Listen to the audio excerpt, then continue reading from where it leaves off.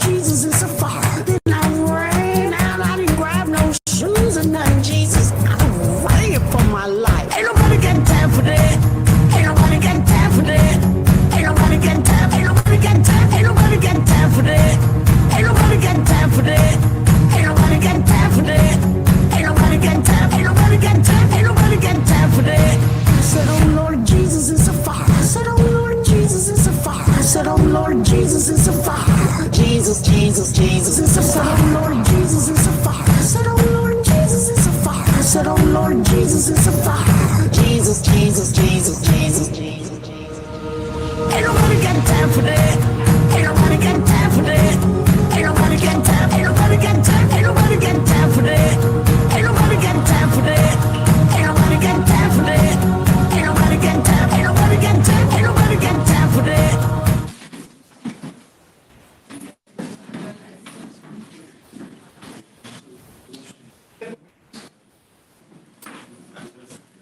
He's out front, Judge. How are you? How you doing? We're back. Y'all have a good one. Hey, look at me. Who's that guy? He's clean.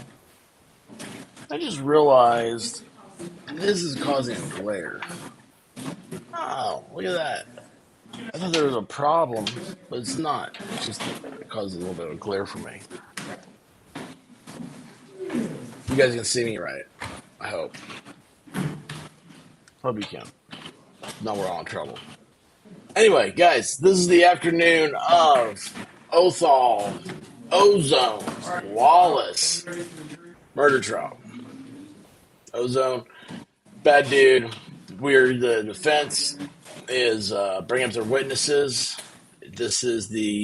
Tomorrow will be a verdict, they say. Tomorrow will be a verdict. Friday, there's a tea time for the judge. So we can't miss tea time. Anyway, so glad you guys are here. Mommy Spice. I don't think she's here. All rise for the jury. Oh, rise. Jim and No Filter Rabbit. How are you guys doing? Oh, really? Literally, nobody's here yet. That's awesome.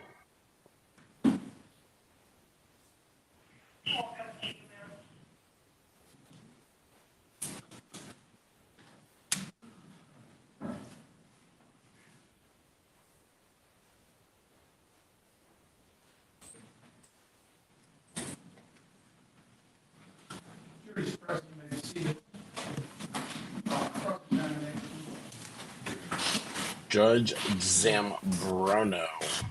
Good afternoon, Detective Smith. Good afternoon. I think we can both agree about one thing, that Othal Wallace is very angry in the social media post that you discussed earlier. That's correct. Yeah, he is. He's seemingly venting his anger towards law enforcement officers. We agree about that? Agreed. And in reference to the first post that we discussed, he's angry about Johnny Bolton, an unarmed black man, being shot during an execution of a no-knock warrant in Cobb County, right? Agreed. You're familiar with who Johnny Bolton is? I am not. I'm not. You didn't consider the context in which Mr. Wallace made that post at the time that you were investigating? No, sir. Similarly, there's another culturally significant event that's described in the comments. Do you agree with that? In reference to the Johnny Bolton one? No, in reference to George Floyd. The reference to Minnie? Yes, Okay. You recognize that as a comment to the George Floyd incident in Minneapolis, Minnesota? I do. And again, that is the context in which Oh. Mr. Wallace is making these statements. Objection. Floyd's doing it again. You didn't consider the context of that statement in connection with your investigation. Objection, relevance, and speculation. Ooh, good Can point. you describe to the jury what efforts you took to examine the context within which Mr. Wallace made the statement? Objection, relevance. Good point.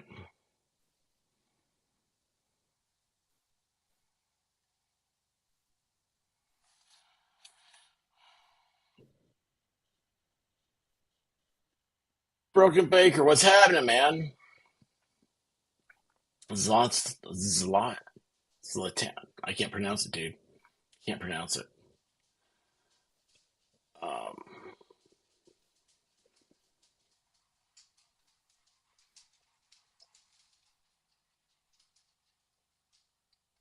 I'm just waiting to see if a dog's going to come in the room.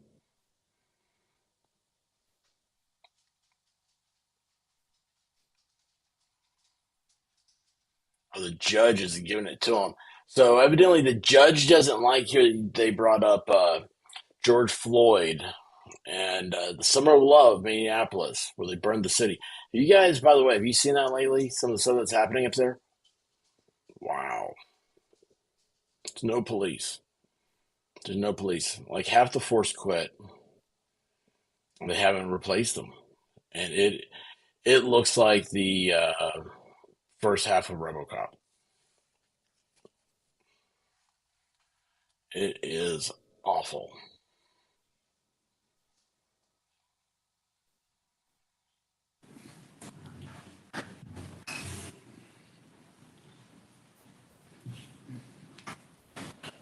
Oh, look at this.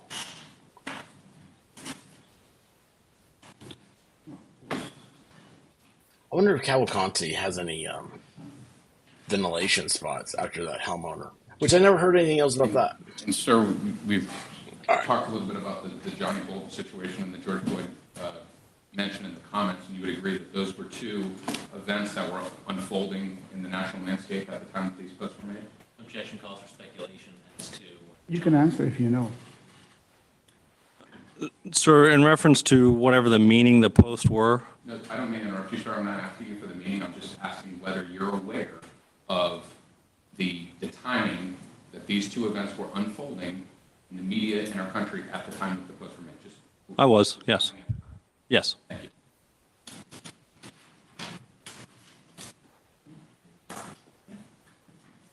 Any other questions? No, Your Honor, I'm sorry. All right, thank you. Any redirect? No, Your Honor. All right, thank you. May the witness be excused. You may, Your Honor, yes. You may step down. Guys, Releasing the subpoena, right? from our Taylorship business trial. Welcome back, Yaya. Okay, Yaya, then how you're are not you releasing doing? the subpoena. Keep in touch with the lawyer. Okay. All right. I Glad to only know a see you little here. about this case. I did. Well, glad to be back. I don't know too much about it other than the fact that he murdered a police officer, right? Well, In he's Daytona? the claim is for self-defense. The claim is he is claiming self-defense. Ozone is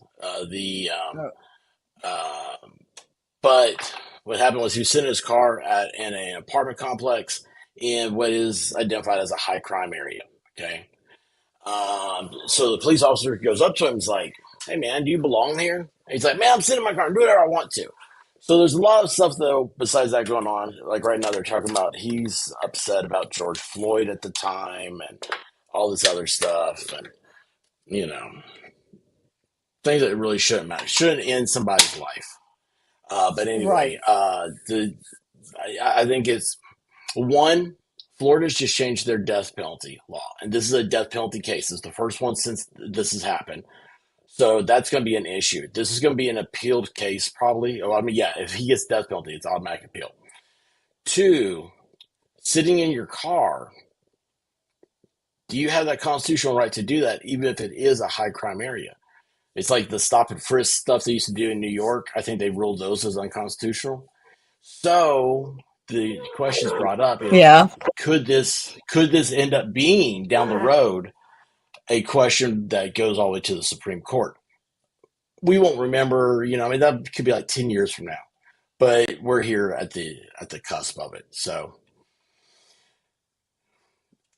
anyway, it's great to see you. I love being on here with you. I'm going to turn the volume back up. Yeah, it's great being back.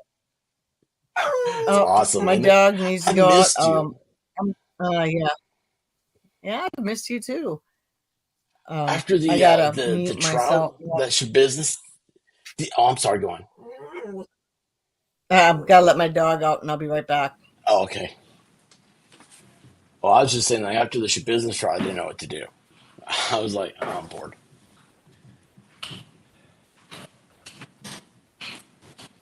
But proceed. Thank you, Your Honor. Good afternoon, ma'am. Afternoon. Would you please introduce yourself to us? My name's Mary Ripple. I'm a medical examiner, and I'm an associate medical examiner and work for Dr. James Fulcher at the Volusia County Medical Examiner's Office. Okay, and how long have you been there, Dr. Ripple? I've been in Volusia County, Florida since March of 2020. This is the How about prosecutor previous sounds kinda employment?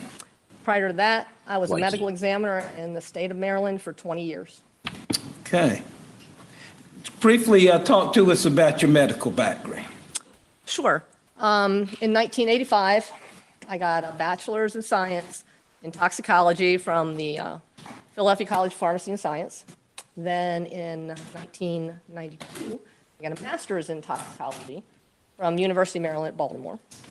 I completed medical school in 1996 at the University of Maryland at Baltimore. Then I did a residency in anatomic pathology at the Johns Hopkins Hospital, and I completed that residency in 1999. In 1999, I started a year fellowship in forensic pathology at the Office of the Chief Medical Examiner for the state of Maryland, and then I was hired there subsequently in the year 2000. And I'm board certified in anatomic pathology and forensic pathology. I'm a licensed physician in the state of Florida. Thank you, Doc. Why forensic pathology? Well, when I was in high school, we didn't have CSI back then. We had a show called You're a lawyer. Medical Why Examiner. criminal? I might be dating myself now, Prosecution? but I thought, man, there are doctors that try to figure out why people die. That's pretty cool. And then I got all older doctors and are supposed finally to. decided to go to medical school, and that's the kind of doctor I wanted to be. You know, I wanted to be the last doctor that somebody saw, because then they can't speak for themselves. So maybe I can speak for them to try to be that sort of piece of the puzzle. If I'm ever in a position, Search she for may the be truth, the last figure out doctor I how ever and why see. they died. So Do whatever that's you why. can. Thank you, get me to Doc. another And have doctor. you I'll haunt testified you. in court before in your capacity as a forensic pathologist? I'm back. Over 200 times, yes, sir. Awesome. And can you tell us approximately how many autopsies you've done? Over 3,000. Your Honor, I would tender Dr. Ripple to be allowed to make opinion testimony. She's entitled to render an opinion. Thank you, May Your I Honor. proceed? Can you talk to us briefly, Doc, about what is an autopsy? An autopsy is the complete external and internal examination of a body. And we're looking for disease processes. We're looking for injury. Also at that time, we might take some tissues or some fluids to do further testing on. And sometimes it's necessary to take evidence out of a body also. So that's basically an autopsy. And what's the purpose of an autopsy? Also, I might say that photographs were taken during the time if we see stuff too. But the purpose of an autopsy is to determine the cause of death.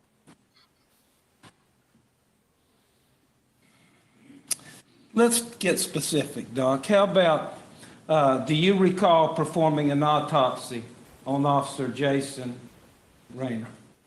Yes, sir. I performed the autopsy on the 18th of August, 2021.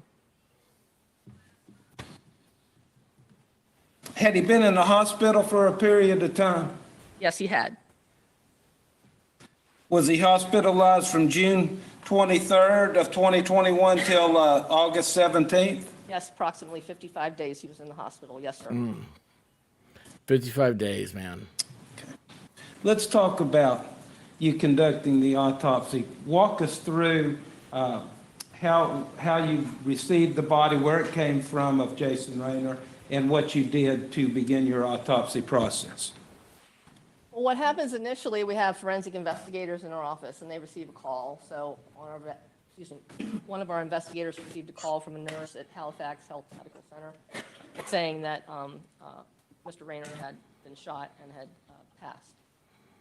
So with that, she writes a report, gets information from the hospital, and then also gets information from law enforcement and any other sources of information, and tries to get medical records since they've been there so long. So that's the beginning part. So even before you start the autopsy, you've got to have some information as to what's going on. So then the body needs transported from the hospital to our office, and we have a transport service that does that. And the body was transported to our office by them They're put in a small body bag. They're brought to our facility. The gates outside our facility are locked. They're brought into outside the autopsy area, and they're put in a cooler, and the cooler is secure, and the building is secure. So then, the following day, the autopsy starts by taking photographs. So photographs are taken of his external body, both the facial shots, full body, everything with therapy on, and then therapy is sometimes removed, and then we take pictures after that. Taking pictures of any external injuries we see or any bodily features like, I don't know, scars or moles or tattoos, and then just the general, hair, physical makeup of somebody. So pictures of pretty much everything externally. And then the body is opened up, big incision that looks like a Y is opened up. And then we look for injuries or disease processes inside. As I'm looking at the body externally, though, I might see things. I might see certain injuries, so I'm taking measurements, and whatever I see outside, disease processes or injury, I'm documenting all that, okay? And then you look inside to see if there's any injury that correlates to the things you saw outside. Sometimes there are, and sometimes there are additional things that you find. And we document all that.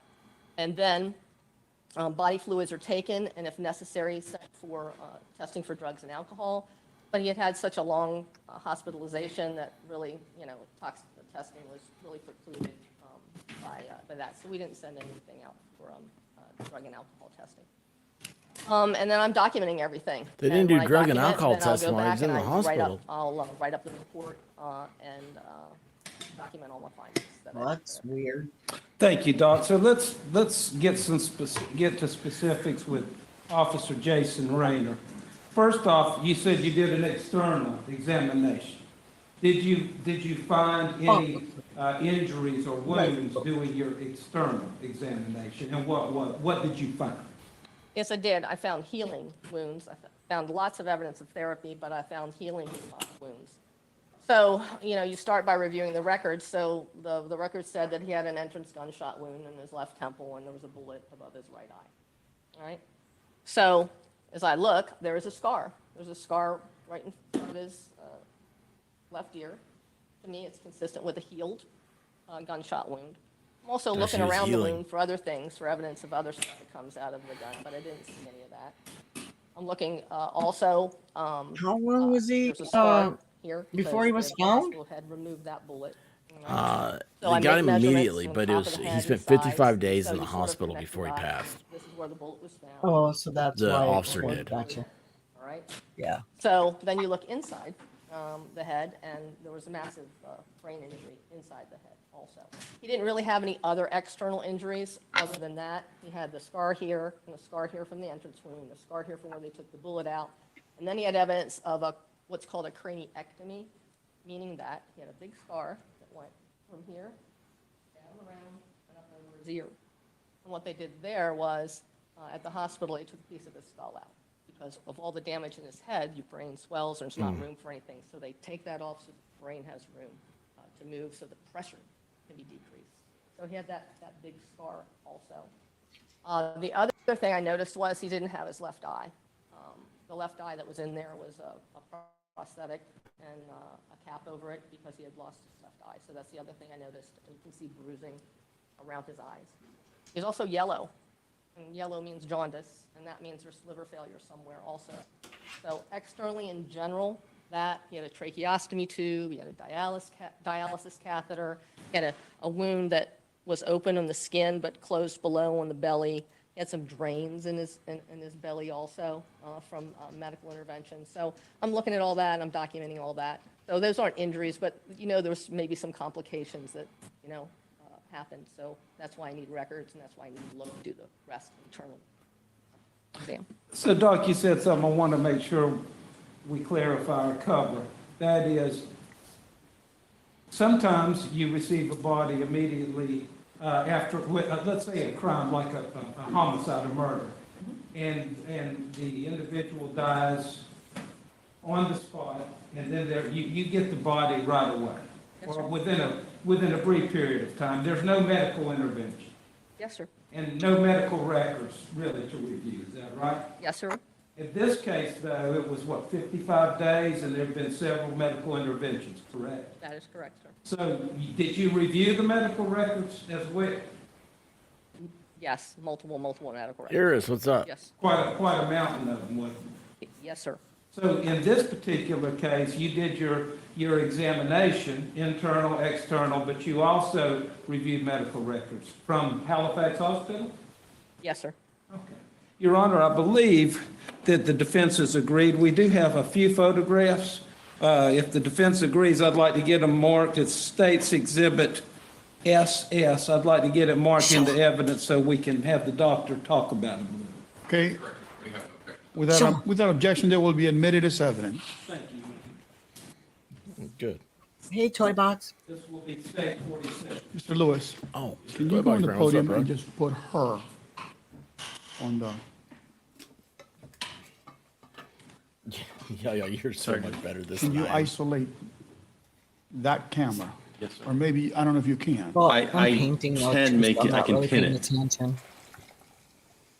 That's how I am. Doc, with the court's permission, I'm going to have you come down so that you can, we'll go through these photos. Let me step down, would you stand by? Okay, there you go. Thank Is you. that good, Judge? What do you see in your screen? Just? Okay, all right. You step down. Show the pictures. Cheers.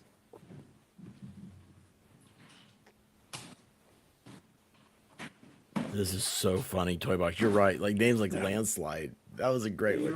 Mudslide. Well, that's diarrhea though, isn't it? Sorry. You must speak I loud, love me Jody, some because everyone mudslide. has to hear what you have to say, okay? Yes, sir. I didn't get snag screenshots. I've been trying to get screenshots when they do Counsel, evidence photos, feel free to move and I out. missed the ones this morning where they had a reconstruction of his entire skull. They showed it on 3D imaging. It's unbelievable. Oh, boy. It's unbelievable technology. I want you to be able to see and explain to you. Okay? Everybody see? Okay. Would you start with the bottom picture? What is it?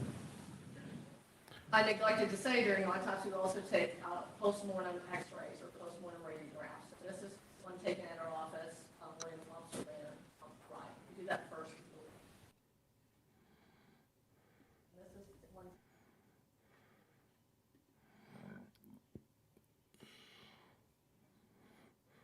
Wait, why is there no sound? Has no part of the skull here. That's a medical intervention again, because when he was shot, it's like massive. They muted her. in there that such pressure comes up. I got the wrong one on. Your skull is solid ball, okay? So it's stuck in there like bleeding No. and swelling. There's nowhere for that to go. Do you hear her? It's pushed. Can you hear her at all? So this is one of the medical interventions. I can hear her, but it's faint. Take off a piece of your skull. So that I got it boosted at 600 plus. on other important things like blood vessels and things like that. Okay? And Doc, would you consider that a life attempt to save Officer Raymond? Absolutely. If they wouldn't have done that when he arrived, he would have died that day. So, and then they also did other medical interventions I'll talk about. So we Well, got maybe two she's camera not near a angles. mic though. X-ray. Yeah, they're not done properly here. The guy right here was the mustache. That's the prosecutor, and the I think the lanky guy back there behind him is his assistant. Small fragments of the bullet. Now, the main bullet now Oh. has already been removed at the hospital. The judge He's is the one great. with the- The judge is real cool. Southern accent. And that was taken from right He sounds like Matlock. The main bullet was here, but there's all these other fragments along the MLS, they do not have this part mic'd up.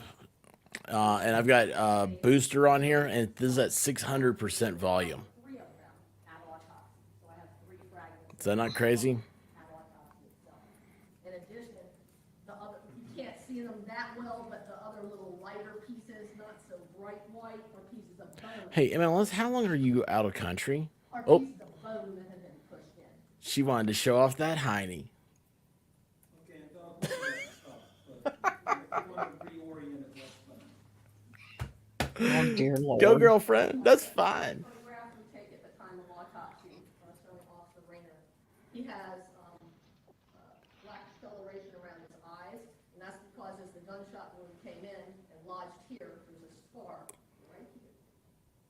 I didn't notice the judge moved any. There, they removed that bullet, all right?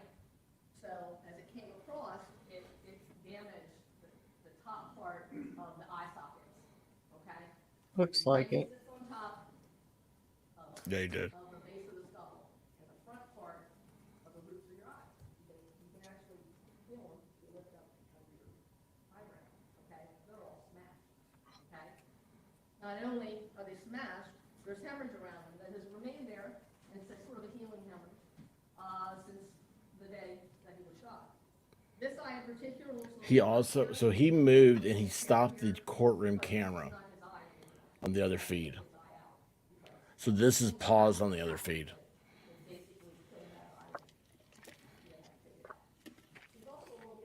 Wonder what happened.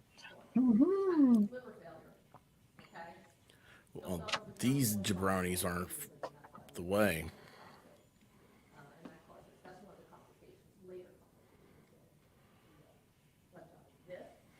I'm telling you, this judge is, you would love him. He reminds me of the guy at the show business trial, your buddy. My buddy? My buddy. He got you out of a bad marriage. Oh, yeah. Hell. All right, do you see in the jury box right here, Yaya? Do you see the right there? The jury box is right here on the left. That's that wood beam. That is, they each have their own screen. Isn't that cool? I never even thought about that or heard about that before. Like, they get to see the courtroom feed, so the judge actually gets to control what they're looking at. So there's no problem with it, like having it's too far away or anything like that.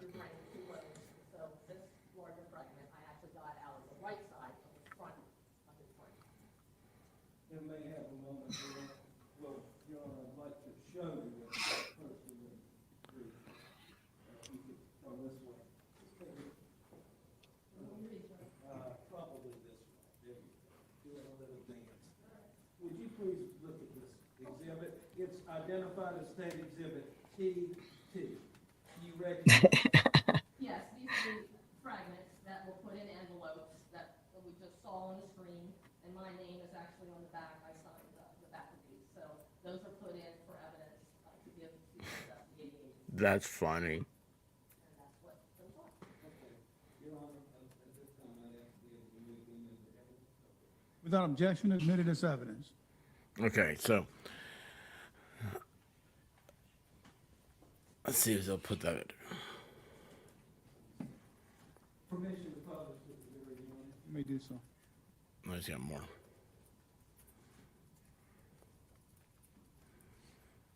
Yeah, did you see earlier? They showed the bullet fragment that came from the police officer's head.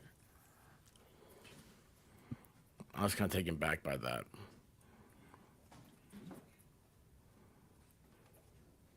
Just because it amazes me that We watched the about that Breasia Terrell trial over on Purples. Mm-hmm. Yeah. And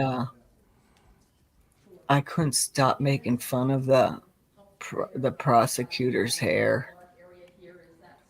It just bugged the shit out of me through the whole trial. That's awesome. And you can see he's yellow again. You can see he has a tracheostomy tube to help him breathe. This catheter here is a dialysis catheter. Because from day one, It's like she had the 80s bangs, but instead of poofy in front, it was poofy in back. So then the back of her hair was flat, and she put it, there's like a big hole in the back of her head, and it came down into a ponytail. It was bad. this is a scar from the entrance gunshot wound. It corresponds to the hospital records. And to me, this scar is consistent with a healed gunshot wound. Okay? Then that craniotomy scar that came around the back of the head, you can see that that's part of that scar from where that part of the skull is.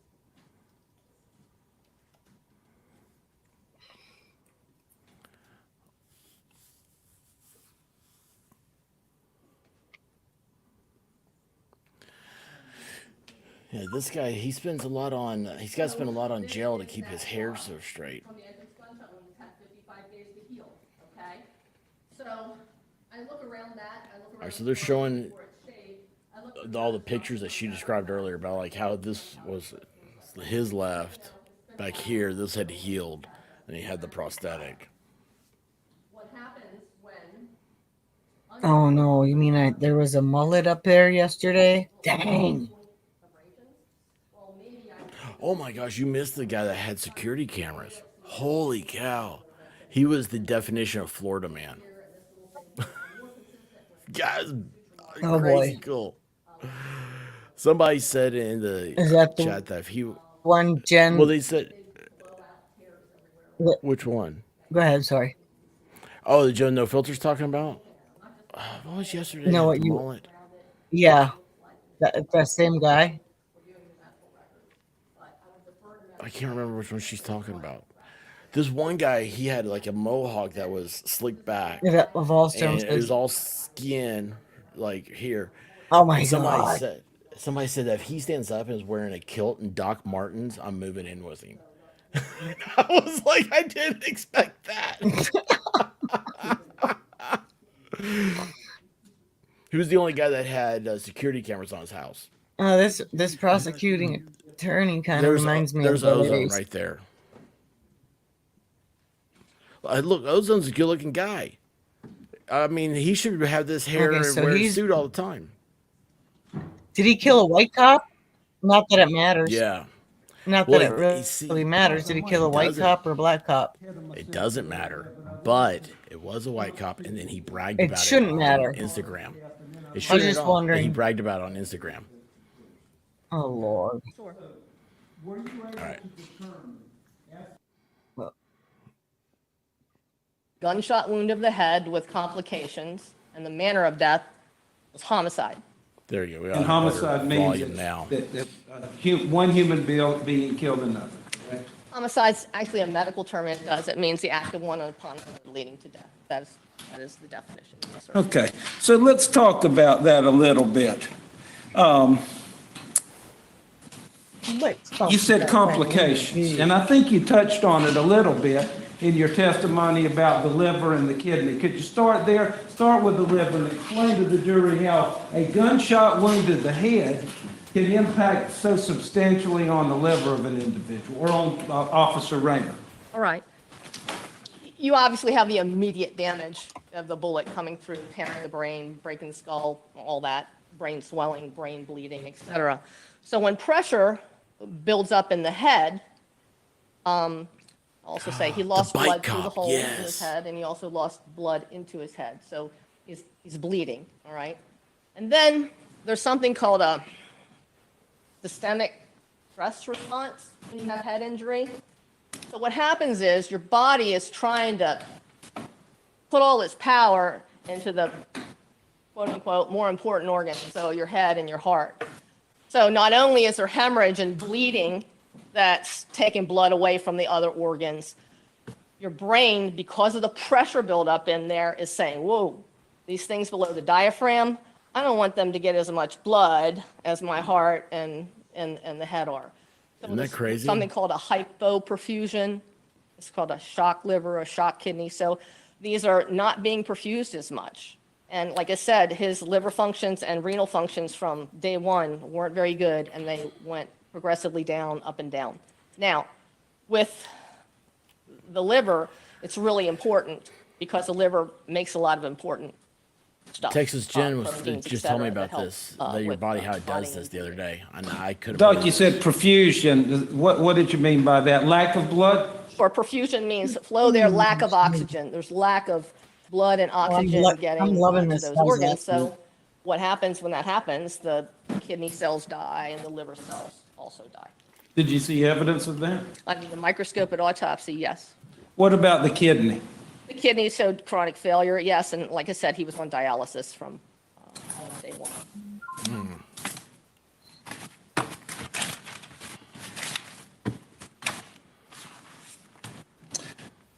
Doc, I'd like to go through some of your complications with you. How about the guest, the issue involving his stomach and bleeding? Could you talk about that a little bit, please? Okay, so the liver. It all goes back to the liver. And why is the liver bad? Well, because of the gunshot wound to his head. Everything goes back. The whole chain of events started because of that gunshot wound to his head. Okay? So his liver's bad. Liver makes almost all the proteins you need to make your blood clot. It also makes a bunch of proteins that break up those clots. All right? Normally, the liver's in nice balance. Has a lot of living cells, it's happy. Well, his liver is damaged already and dying, so you have less reserve. So any little tip in your condition, any little inflammation, anything, you're going to clot, you're going to bleed, you're going to clot, you're going to bleed, you're going to clot, you're going to bleed. Throughout his whole hospitalization, it was like 1 step forward, 2 steps back, 2 steps forward, 1 step back, when you just don't have enough reserve. So we had 3 episodes of major bleeding. Mr. Larissa is talking about the first episode of major bleeding, okay? And that was on the 9th of July, okay? Where he has a tube in his stomach, okay? Not only did I show you the trach tube and the dialysis catheter, he has a tube in his stomach because he can't take anything by mouth, okay? So he has a tube in his stomach. The word used in the medical records is incidentally or accidentally pulled it out, okay? When he did, it caused a lot of bleeding in there, okay? But it's not just from pulling that tube out. When they went in to check, the surgeon's records, both surgeons' records state that in the area where that tube was pulled, of course there's a tear, and that blood's going to, that's going to contribute, but the stomach was already damaged in that area, okay? Ulcers, little ulcers and hemorrhage all around it, okay? So it's not like a normal stomach wall, so it's thinner, more susceptible to injury. I'm trying to And figure it's out already the prosecution ulcerated. a couple Well, of where does times that has come said from? things I'm that taking just the sound surgeon's weird to me. words. They're called Cushing's ulcers. Sound like almost like he's okay? defending you the guy only or use the setting term up for the Cushing's defense. ulcers when the ulcers are a result of head injury.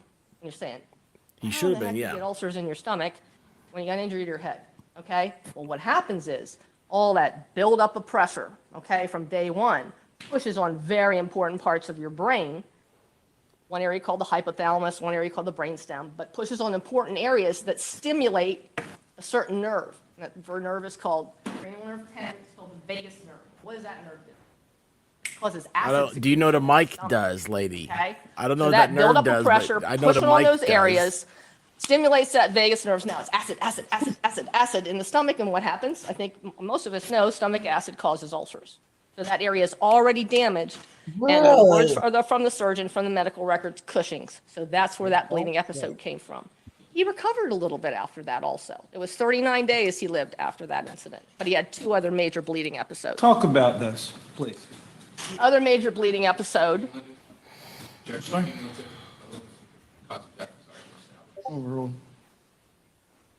second episode of bleeding was on August 11th, where he threw up a bunch of blood, and then he had a very large bloody bowel movement, okay? So again, they go back in and they're trying to look what's going on. They didn't put the tube back in the stomach. They actually had to take part of his stomach out, okay, when that first surgery. They put the next feeding tube was put in the small bowel, okay? Well, they're going to look around in there too. They didn't see any ulcers, but they just saw clotted blood around it. And when they went in, there wasn't any active bleeding or anything, so they were able to stabilize him. He got a little better after that. So that's the second major episode of bleeding, all right? All this is putting stress on the body, obviously, in his organs.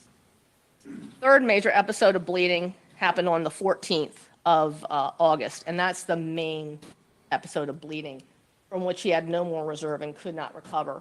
So what happened was, initially, remember, the bleeding was on this side, called a subdural, under the covering of the brain. Well, this time he had to bleed on this side of his head. So the final thing was that bleeding on this side of the head, that again, built up a bunch of pressure, okay? And when that happens, the brain's trying to escape. It can escape a little bit through here, but the brain it was pushed out as far as it could go through there.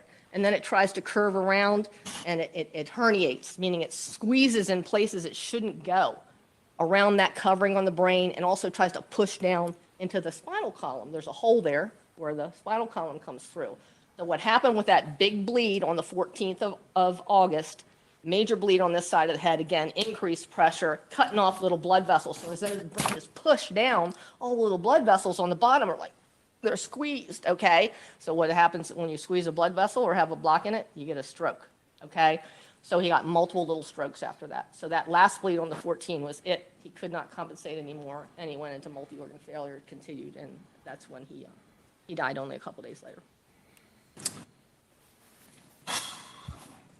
Doc, let's talk a few minutes about some other issues that are part of your autopsy evaluation.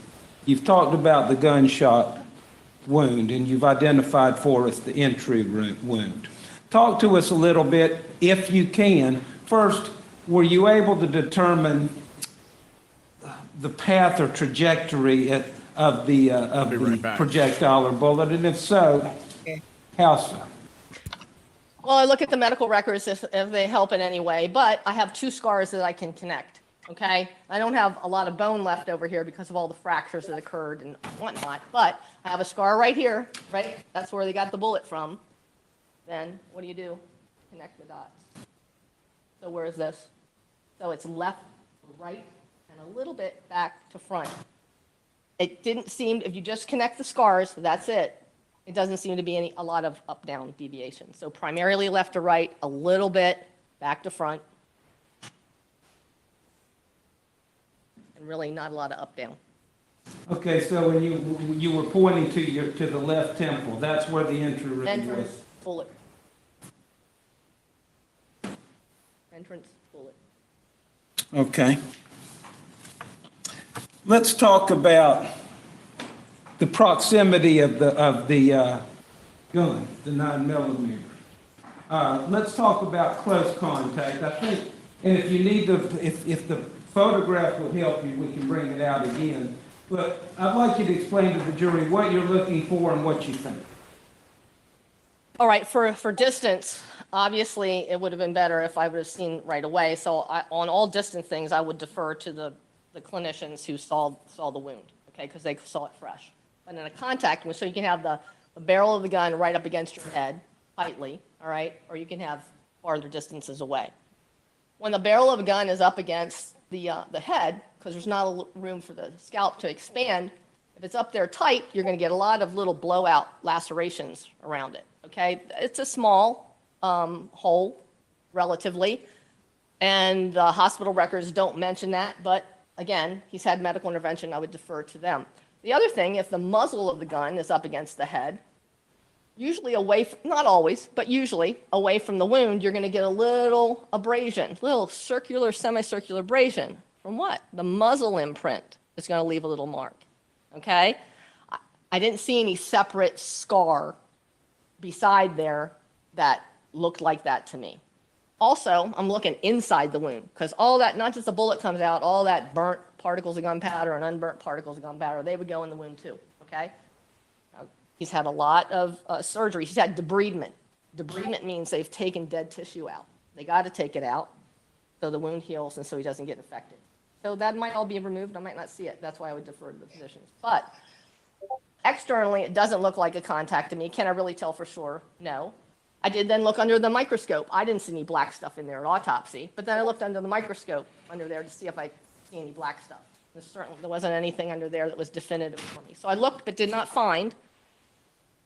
I can't honestly tell distance, but the external features of that scar are not consistent with a hard contact gunshot wound. With a hard contact, do you mean actually placing the muzzle to the head? Yeah, hard and pushing, yeah. Did you see anything in the medical records, one way or the other? I didn't see anything, but you know what? They're trying to save a life, so sometimes they note things, sometimes they don't.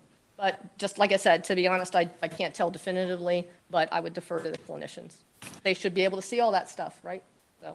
So after you've got contact, Yep. hard contact, what's the next level of separation? The next is a couple inches away, like 6 inches or so. It all depends on the gun, okay? But just rule of thumb, about 6 inches. All those burnt particles of gunpowder are going to hit the skin, and that's called soot. Okay, so they're burnt. So it's like little black smudge around the wound, okay? I didn't see any of that. Well, they would have wash that away for sure at the hospital, okay? Because you're not going to leave black smudge around the wound, okay? So I didn't see that. So I would defer to the clinicians. Next, gun's a little farther away. And again, depends on the gun. Rule of thumb is 2 to 4 feet or so. Now you have not just those burnt particles coming around at 6 inches on a soot, you have unburnt particles of gunpowder coming out. And when they smack against the skin, they stick there and cause little scrapes, okay? So you get little punctate or pinpoint abrasions, okay? 55 days, whew. As I showed you in the picture, I don't see anything really consistent with that. Are the clinicians going to see that? I don't know, okay? But I would defer to them. But I didn't see any small scars around the wound, so that would be that. And then farther than that is a distant gunshot wound, which has nothing around it. Okay, and then so you've testified to hard contact and now Close range, which is the soot, which is 6 inches, and then intermediate range, which is 2 feet or so away with the gunpowder stippling hitting the skin, and then distant gunshot wound. Okay. So I believe you're testifying that you didn't see any stippling. I did not see stippling. And of course, you also indicated that it was 55 days later and there were a lot of medical interventions, correct? Yes, sir. So you really can't say if there was any or not. You defer to the medical. Yes, I did. I cannot tell. Okay. And I believe you said, correct me if I'm wrong, that as far as a close contact, you didn't see any evidence of that, and that was less likely it was a close contact wound or hard contact? I cannot tell definitively, but that scar doesn't look like hard contact. Okay.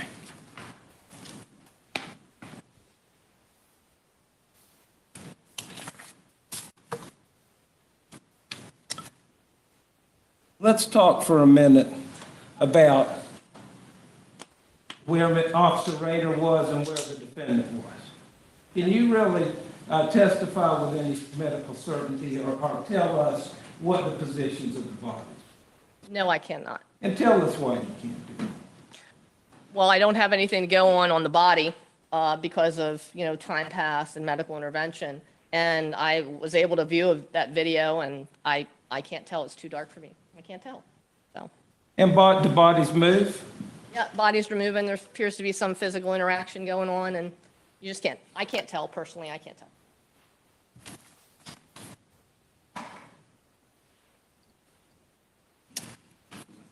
There was some mention in your autopsy about COVID.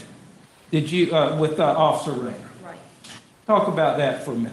I just got to refer to my notes so I get my autopsy report so I get my dates straight. So I guess he's shot on the 23rd, and on the 25th he has a COVID test that comes up positive. Okay, but that's the nasal swab that we all don't like. And so then you're gonna blame a he's gunshot retested wound again on that same day, COVID. and he's retested the next day, and they're negative. Cool. And that's a PCR test, so that's the gold standard for it. So the hospital thought it was a false positive. I thought it was a false positive, but you know what? I looked at microscopic sections of the lungs, okay? Because he did also, in addition to that brain bleed, he had pneumonia at the end too. Because he had some bacteria growing in there, he aspirated a little bit. All right, so I'm looking at the lungs, and unfortunately, I've seen enough COVID lungs to know what COVID looks like. So looking at it under the microscope, it was consistent more with an aspiration or bacterial pneumonia, not with COVID. So I honestly, in my medical opinion, I do not think he had COVID or ever had COVID, and it certainly, since he didn't have it, it didn't contribute to his death. It's all the gunshot wound. May I have a moment, Your Honor? Yes, sir.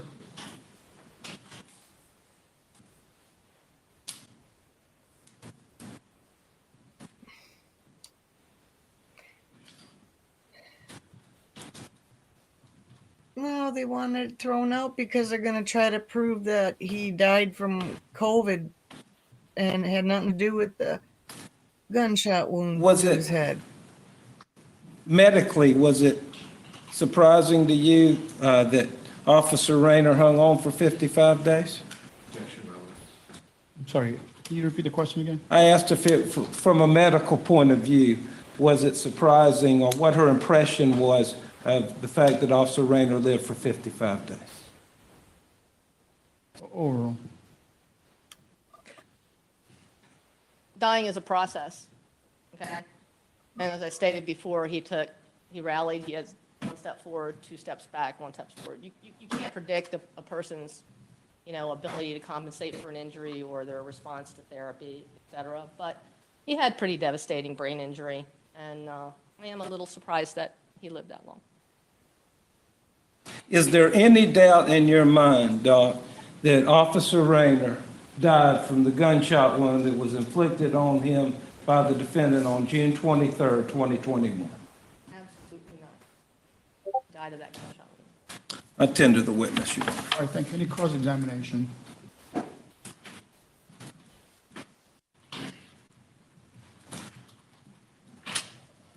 Good afternoon. Did you watch the body-worn camera footage in this case? You talked a lot about the complications that Mr. Rayner had as a result of the gunshot wound. Do you recall that bit of testimony? Yes. And would you agree that there's nothing about any of the complications, whether it be bleeding or liver issues, that shed any light on the positioning of Mr. Wallace and Mr. Rayner at the time of the shot? Absolutely, you can't tell position based on the complication. Okay. And same question as it goes to in terms of the trajectory of the proximity of the gun. The complications don't offer any support for any theory on either side, right? No, he's correct. They do not. Okay. And you mentioned that the trajectory was, and please correct me if I'm wrong, but I think you're classifying more in the general sense of left to right and back to front. Yes, inside the body. Okay, so inside the head, criminal it's procedure left book. to right. That's not Right, it, back to but front. Yes, sir. Okay. And from what you're able to tell, See what? a millimeter of difference of the position of the gun could have changed. That's what we're talking about here. I mean, millimeters, inches. How much movement in the gun really affects the trajectory? Well, it's not just movement of the gun, it's movement of the person holding the gun, and it's the movement of Officer Rayner's Nice head. logo. There's a lot going on that alters that, yes. Okay. So it's not fair to draw any real conclusions on the positioning even from the trajectory. Oh, sure, yeah. And it doesn't look like, I'm familiar with the term point blank, but I think you were describing it as contact if the muzzle of the gun was up against a person's head.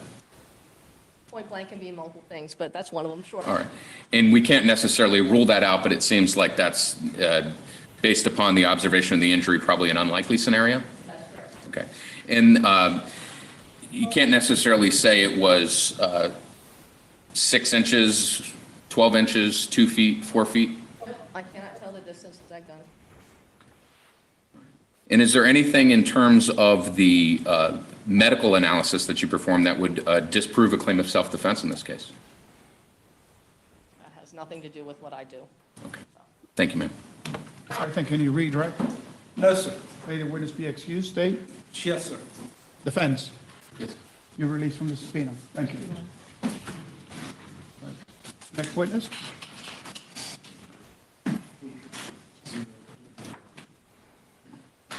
Two call Tim Petrie.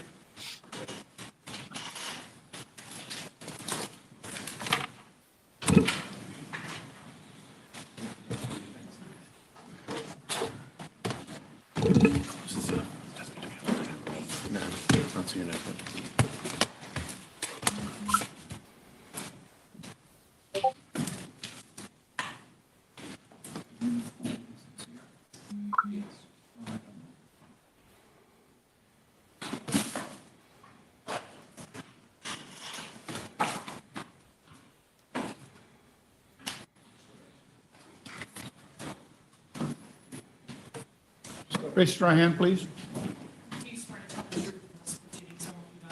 I do. You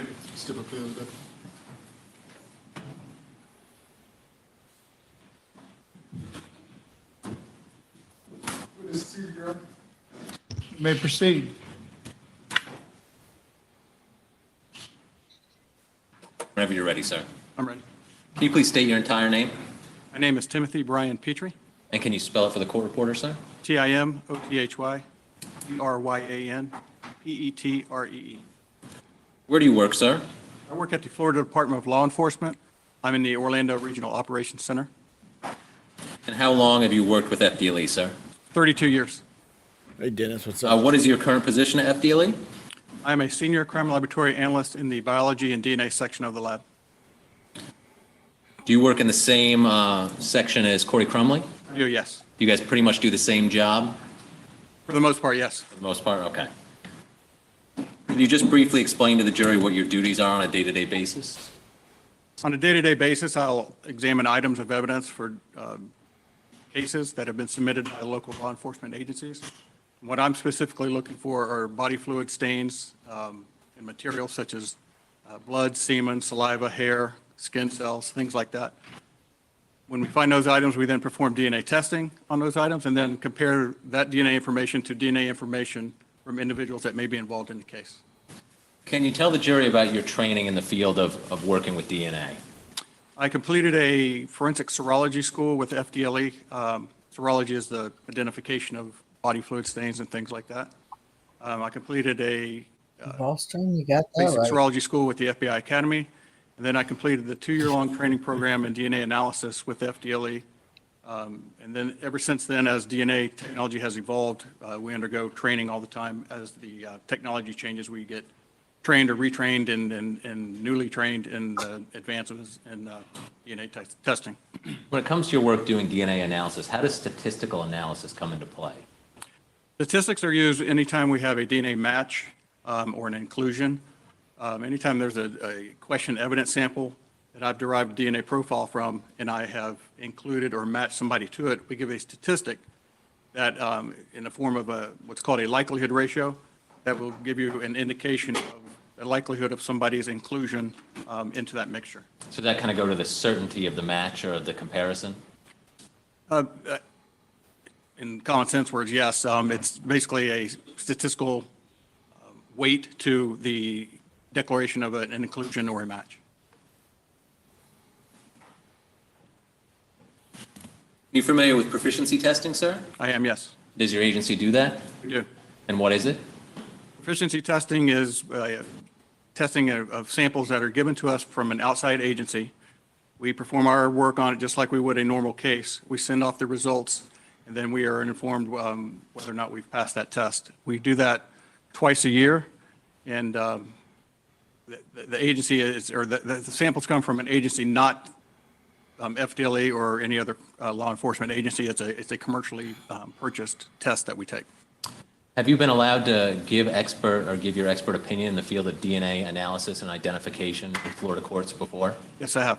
How many times have you had to estimate? I've testified over 200 times, and probably at least half of those have involved DNA testing. I can't give an exact number any more than that, but yes. And at this time, I'd ask that this witness be allowed to render an opinion in the field of DNA identification and analysis. Any objection? Without objection, he'll be allowed to express his opinion. Well, Doctor, the jury's heard from Corey Crumley. Do you use the same testing procedures that Corey Crumley uses? I do. The same 4-step process to analyzing DNA? Yes, exactly the same.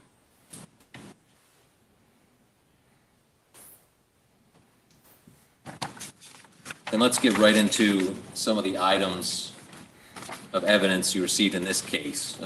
Did you receive multiple submissions in this case from the Daytona Beach Police Department? I did 3 separate submissions. And when you receive a submission and you finish working on it, do you put your findings in a report? I do. And is that report provided to both the agency and the state attorney's office? It is, yes. And does FDLE assign their own case number to a case? We do.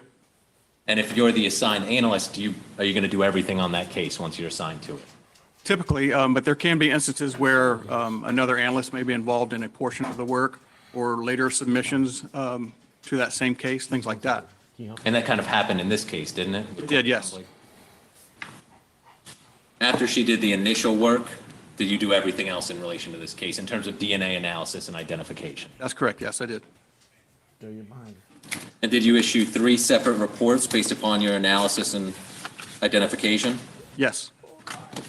And let's just go report by report if we can. Do you have your reports with you, sir? I do. Okay. Let's start with the report that you issued on August 16th of 2021, sir.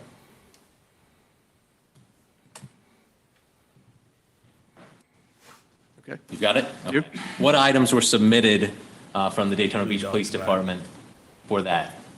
There were two items that I performed testing on: a firearm, a Glock 17, which had a magazine and 16 rounds in the magazine. And then the second item was a casing, a Hornady 9mm casing.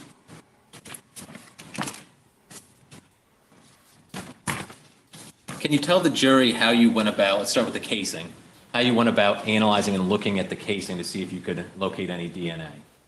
Essentially, what I did was just physically look at the item, make notes of what I saw, and then took a long stick with a cotton swab on the end of it, basically a long Q-tip, and swabbed the head end of the cartridge and the surrounding area of the head stamp.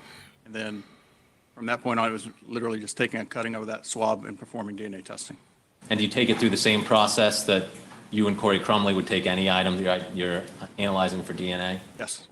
And how did that go? How did the analysis go? On the casing, I did not receive enough DNA on the swab from that item to even continue the full DNA test. Part of the process, we determined how much DNA, if any, is present. And when I did that on this, there was not enough DNA to warrant further testing because I would not get a result from that. So it wasn't that there was no DNA, there just wasn't enough to take it through the full process? Right, there's very little trace amount quantity-wise and not enough to do the test. Okay. Now let's talk about the firearm, the Glock 17.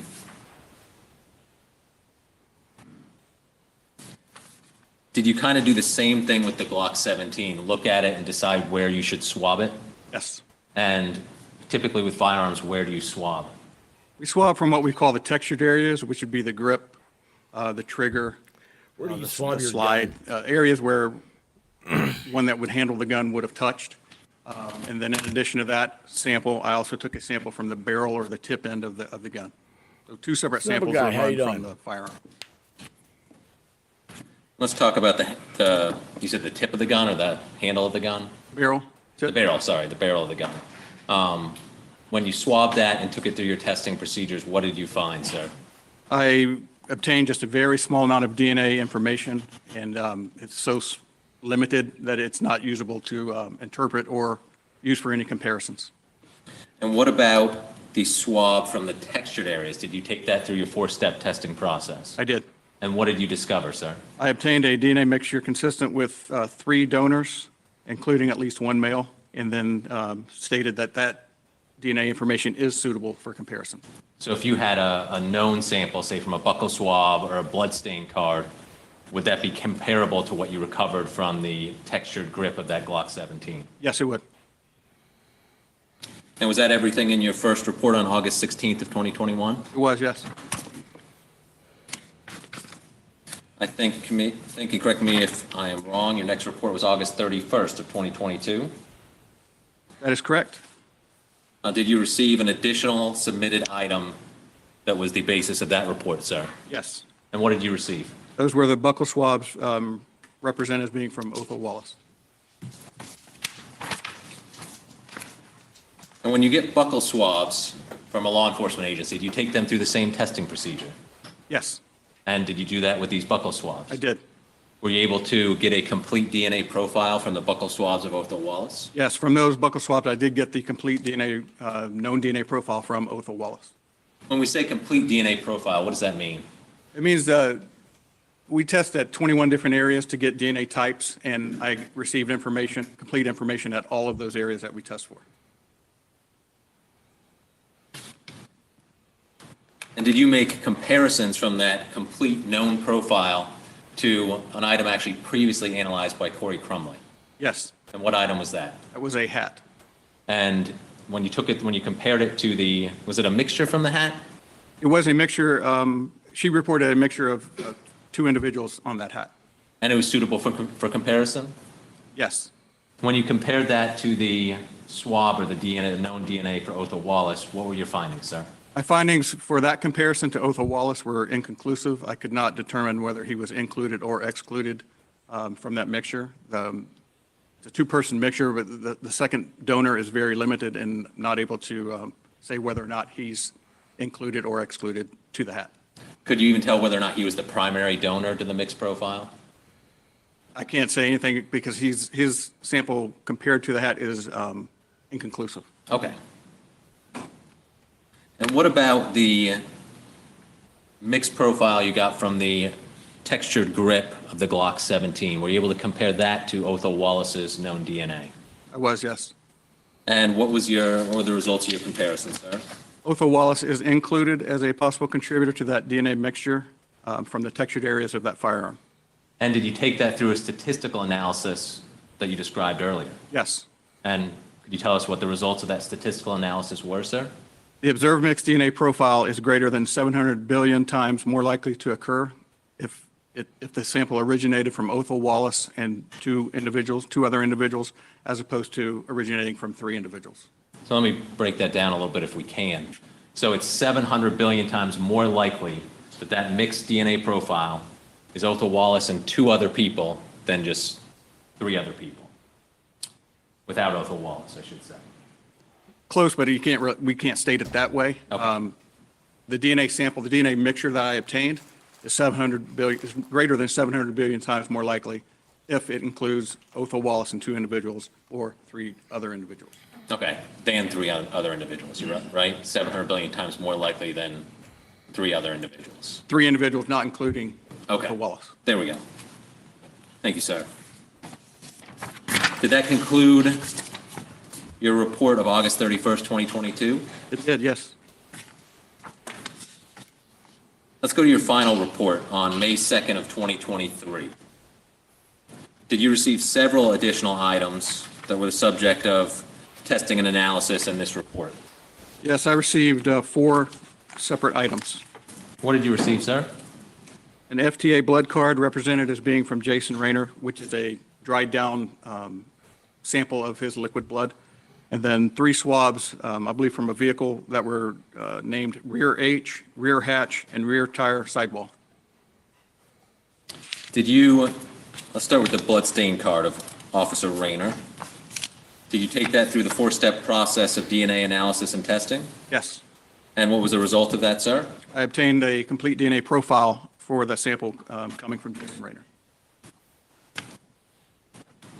So just like the buccal swab you got from Othal Wallace, you had a complete profile. Yes. Let's start by talking about item 8, the swab from the rear H. Did you take that item through your DNA testing process? I did. And what was the result of that, sir? I obtained a partial DNA profile from a male individual from that sample. So this isn't a mixture this time? No, it's single source, meaning from one person, but it's a partial profile, meaning I did not get the entirety of the 21 areas that we test for. Was it suitable for comparison to a known profile? Yes, And did you compare it to Officer Rayner's known profile that you had from the bloodstain card? I did. And what was the result of that comparison? The partial DNA profile matched the DNA profile from Jason Rayner. And did you assign a statistical likelihood ratio to that? I did. And what was that, sir? The observed partial DNA profile is greater than 700 billion times more likely to occur if the sample originated from Jason Rayner than from an unrelated separate individual. And that 700 billion times more likely, is that the highest reporting threshold you guys go in your reports? It is. We cap the numbers that we give at 700 billion. The actual number is greater than that. We cap it at 700 billion, which roughly is 100 times the population of Earth. Thank you, sir. What about the swab from the rear hatch, item 9? Did you take that through your DNA testing? I did. And what were the results of your analysis of that item? Same thing. A partial DNA profile was obtained from a male individual for that sample. And was it suitable for comparison? Yes, Did you compare it to the known profile for Officer Jason Rayner? I did. What was the result of your comparison? That partial DNA profile also matched the DNA profile from Jason Rayner. And did you assign a statistical likelihood to that? I did. And what was that, sir? Again, the observed partial DNA profile is greater than 700 billion times more likely to occur if the sample originated from Jason Rayner than from an unrelated individual. Did you also make, as part of this final report, some comparisons to items that have been previously tested? I did, yes. Did that include the hat that Corey Crumbly tested? Yes. Were you able to compare Officer Rayner's known DNA profile to that mixture that was on the hat? Was, yes. And what was the result of your comparison? Jason Rayner is included as a possible contributor to the mixture from the hat, and that mixture DNA profile is greater than 700 billion times more likely to occur if the sample originated from Jason Rayner and an unrelated individual than from 2 unrelated individuals. So again, the highest reporting ratio you can have. Right, the greater than 700 billion, yes. And finally, did you compare Jason Rayner's known DNA profile to your previous findings from the textured areas of the Glock 17? I did. And that was a mixture of 3, right? Correct. And what were the results of comparing Jason Rayner's known profile to that mixture on the Glock 17? Jason Rayner was excluded as being a contributor to that mixture from the Glock 17. And what does that mean, excluded? In his DNA profile, his DNA information was not part of that. I hate this part. I absolutely hate it. And just one moment, Your Honor. Yes.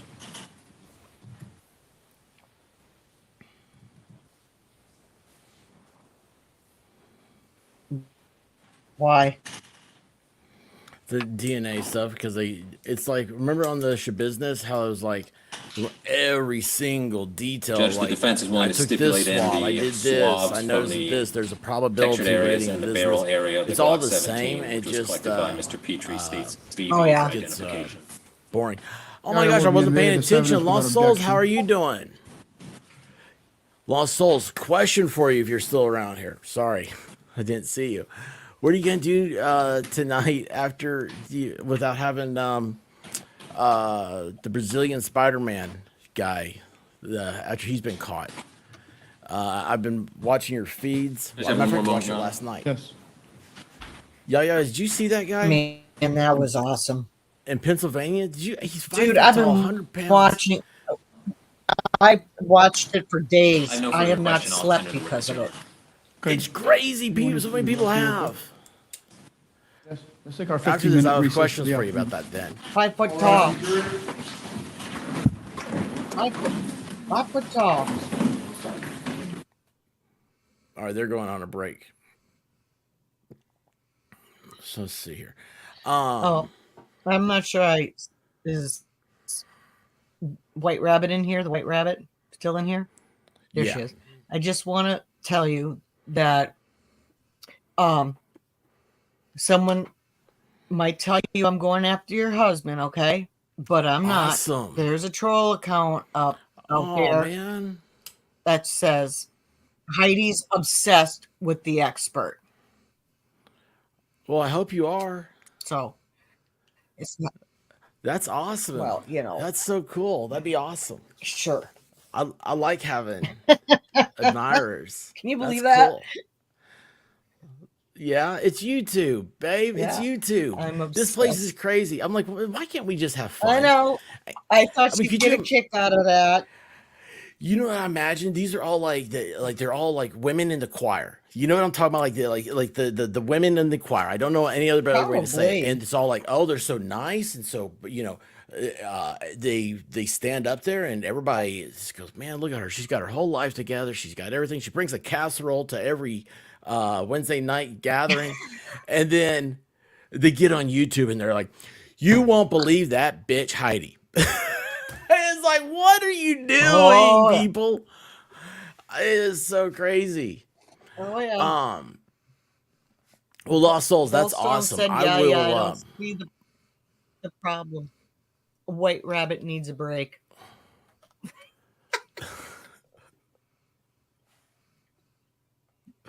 He defends her more, better than he does me. Lost Souls. I have a Coburger question. One, I don't know what happened the other day with. Are they going to have cameras in the courtroom? That's so. I got to tune in tonight to find out, right?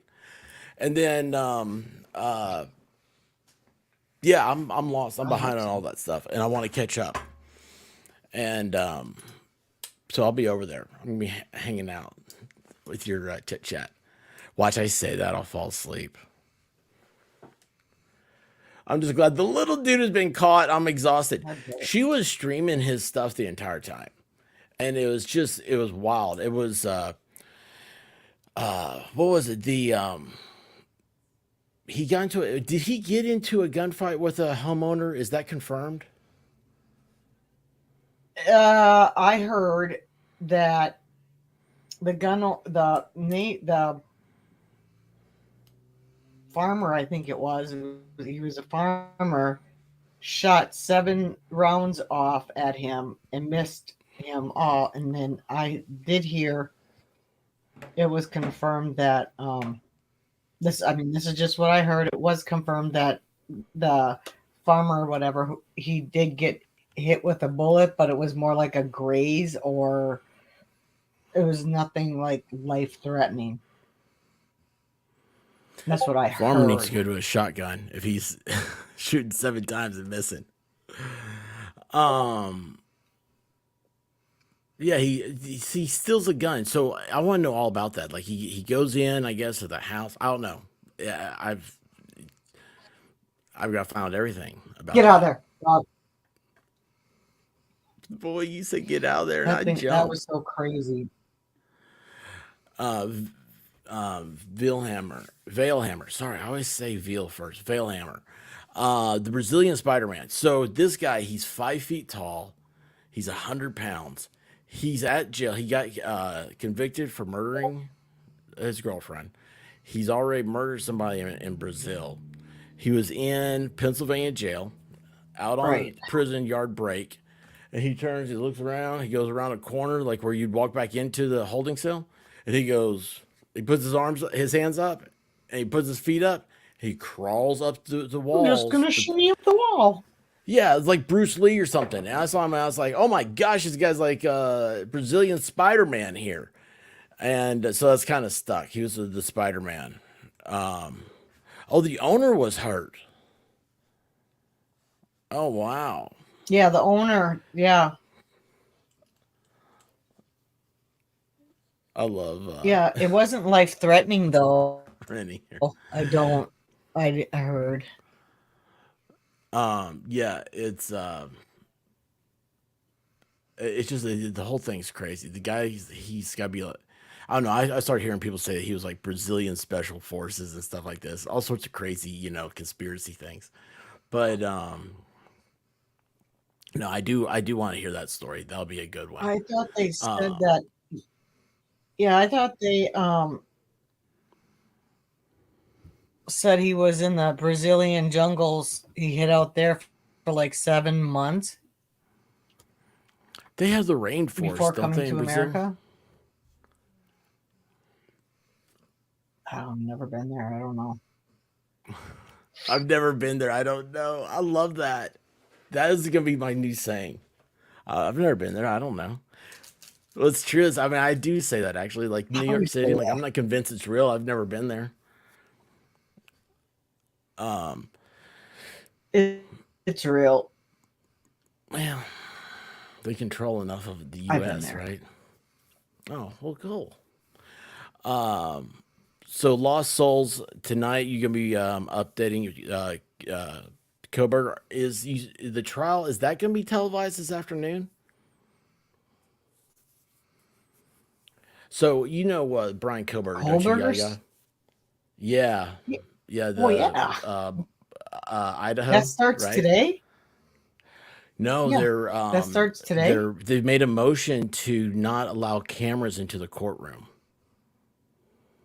Oh shit. So they're gonna have a hearing for that today.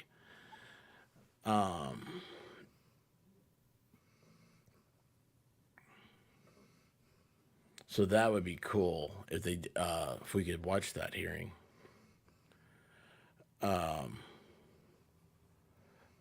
Let's see. I've only been to the Poconos, got lost in a rainstorm, and I've only stop it. Oh, his sister was arrested by ICE and is in the deportation process. Yep. Well, no, what I didn't hear. I don't know. I didn't hear. Did she assist him? I don't know. I don't know anything. I know that he got out, or they just say, "Hey, bitch, you're going. Bye-bye." They decided to start doing their job. I'll leave it at that.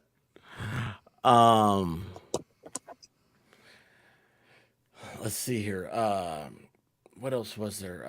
Yeah, the Koberger stuff would be interesting, but this one here, this trial, this is you. We were talking when it started.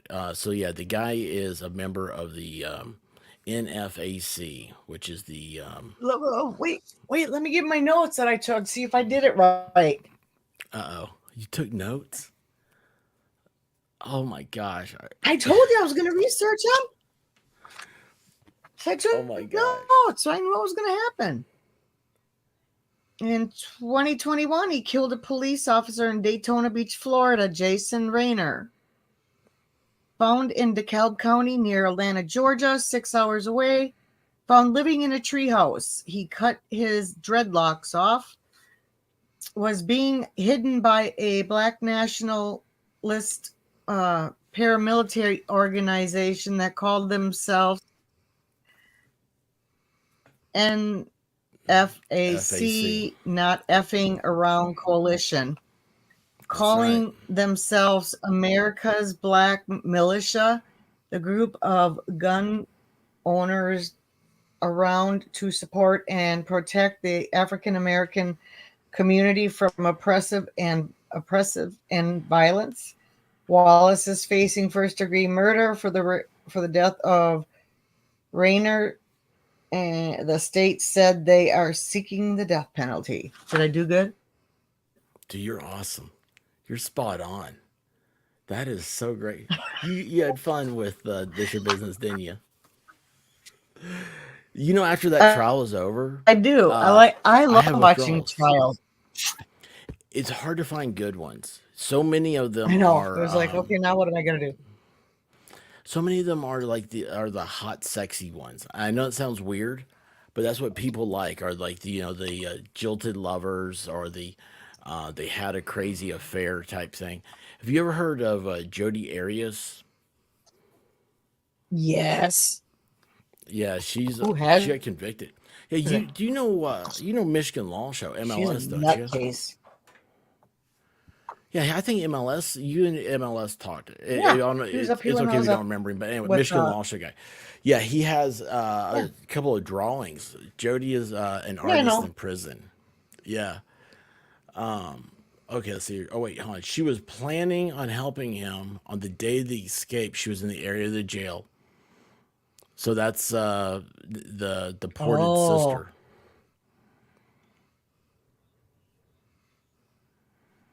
Gotcha.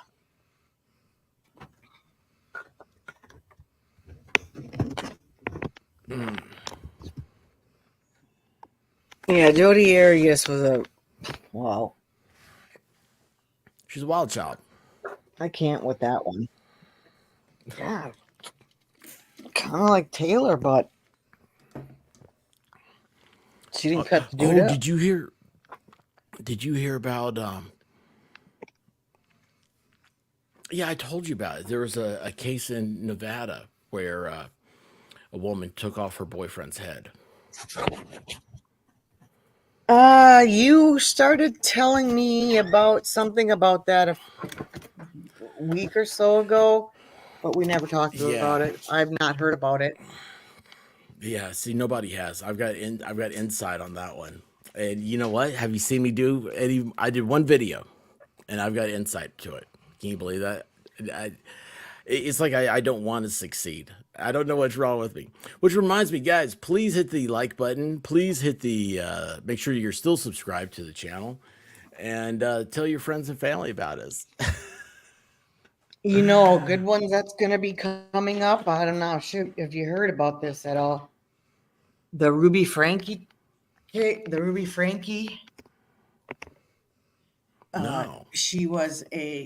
She is a YouTube influencer, whatever. Oh, is she blonde? And her son, got out of the house and ran to the neighbors and had him call the police, and he asked for water and food, and there was duct tape around his wrists. Yeah. Yeah. I got okay. So my new That jam is is going TikTok. To be, Yeah, that is going it's already to started, be, hadn't it? one hell of a drive. Lost Souls. Yeah. They just had a hearing on You're pinned at the something top. about bond. About bond. Somebody was She doing. was What's granted her no name bond. again? What's her name again? Her name is Ruby Frankie, and I don't remember the other lady's name. Why do I have so many things open and nothing that I want? Here we go. Somebody I know is streaming that, I think. I've been researching that crazy nutcase for a while too. Said her 6-year-old daughter is supposed to make her own lunch and went to school and forgot her lunch. So the teacher called her and asked her if she could bring her daughter a lunch. And she told the teacher, well, she's responsible for making her own lunch. If she forgot it, that's her fault. Let her starve and don't let anybody feed her. 6 years old. Oh, wow. Yeah, Ruby Frankie. Oh, okay. So it was, that's where I saw it. So the Broken Baker, you know him. He did a Labor Day stream about the Ruby Frankie case. And White Rabbit and I were on, we went on vacation. It was so much fun. We haven't been on one in quite a while. And that's why I found it. I found like all of her videos on TikTok and stuff. It's crazy. Well, Would they you took her ever, YouTube channel down. Oh man, see that's why you gotta archive everything. I can't wait for this trial to be over. I want to talk to you after this. We have a little bit of catching up to do. I'm excited. Yeah, I mean, look at this. I haven't smiled like this in a long time. Snapple guy, YouTuber known for giving harsh disciplinary tips. Gave tips like this is how you punish your child. Yes. Yep. Oh. Oh my gosh. Oh my gosh. Really? I didn't know that. Eris? What did Eris say? Missed it. Let's see here. You know who Well, hold else on, let me see. ran here you to go. neighbors for Yeah. food and water and were internet personalities, and CPS did nothing? The Hart family, the chick that drove off the cliff in California a few years back, and all the kids were in the car and everybody died. No way. So I don't know anything about this. Entire YouTube is archived. People saw it years ago and archived it because it's abuse. Yeah. Oh, yeah. I cannot believe you can hear the snoring. That I'm not is snorting. Brown Dog. Okay, over here. I'm in my is Brown garage Dog. having a cigarette. Over there is Blue Dog. Both of my dogs are snoring right now. Let me go to my settings. Sorry, guys. Where is... My poor little guy is just not doing good. Oh, don't say that.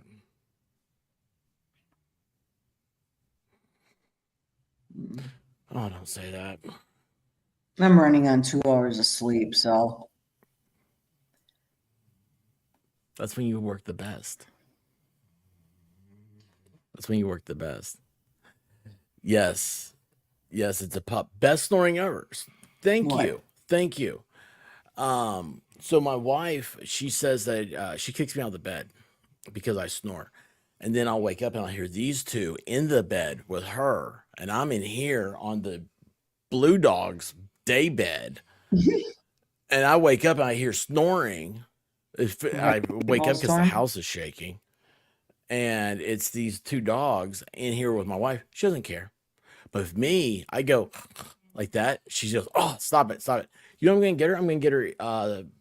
I think Samsung makes them. They're sleep earbuds that noise cancel, so your partner can snore in peace. When you get Stop my it, age, Ballstorm. Yeah.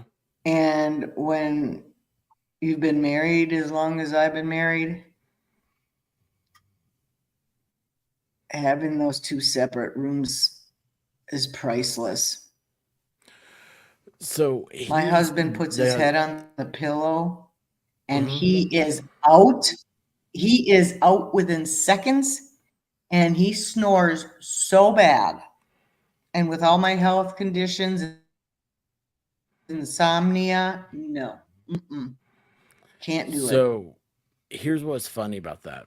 The White Rabbit and I, that's like our first conversation. We both discovered we had so many similarities. And one of the things that we figured out is that our parents never slept in the same room. And it was the funniest thing.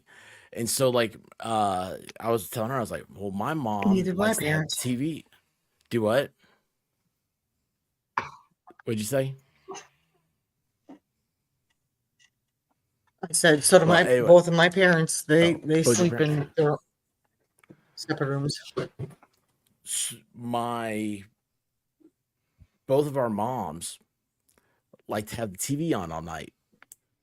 And now it's funny, Rabbit and I, we both have a TV on, so we're the same that way. But it's like my mom. See, my mom grew up in this really small town in East Tennessee, and zero crime. Everybody knows. If you go to that town today, and I mention her maiden name, people. Oh, matter of fact, I'll tell you what. I was at a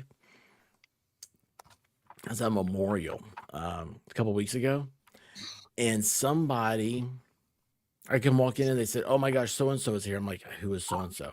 It's a friend of my parents from like before I was born, but they wanted to meet me, and I was like, "This is the weirdest thing." It's all my mom. Anyway, so but I grew up. I was born in Memphis. My mom had never been in a big city like that, and she like all the noises and everything freaked her out. So as a baby, she turned on the TV, so she couldn't hear them. And anyway, that was the excuse, right? But yeah, my parents and her parents don't sleep in the same room. Everybody's doing that, and I think it's the next thing for people. Oh, I get made sleep is fun of very on precious. YouTube about it. People go around telling me that my marriage is of convenience because I don't sleep in the same room as my husband. Aren't all marriages of convenience? I mean, you have to love. Look, well, like Volstorm, I'll love him, but I don't sleep in the same room as him.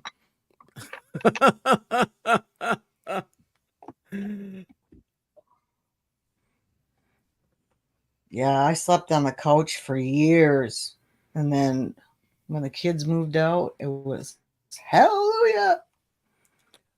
Listen, oh yeah, you made your own room, right? You made a she room. Yep.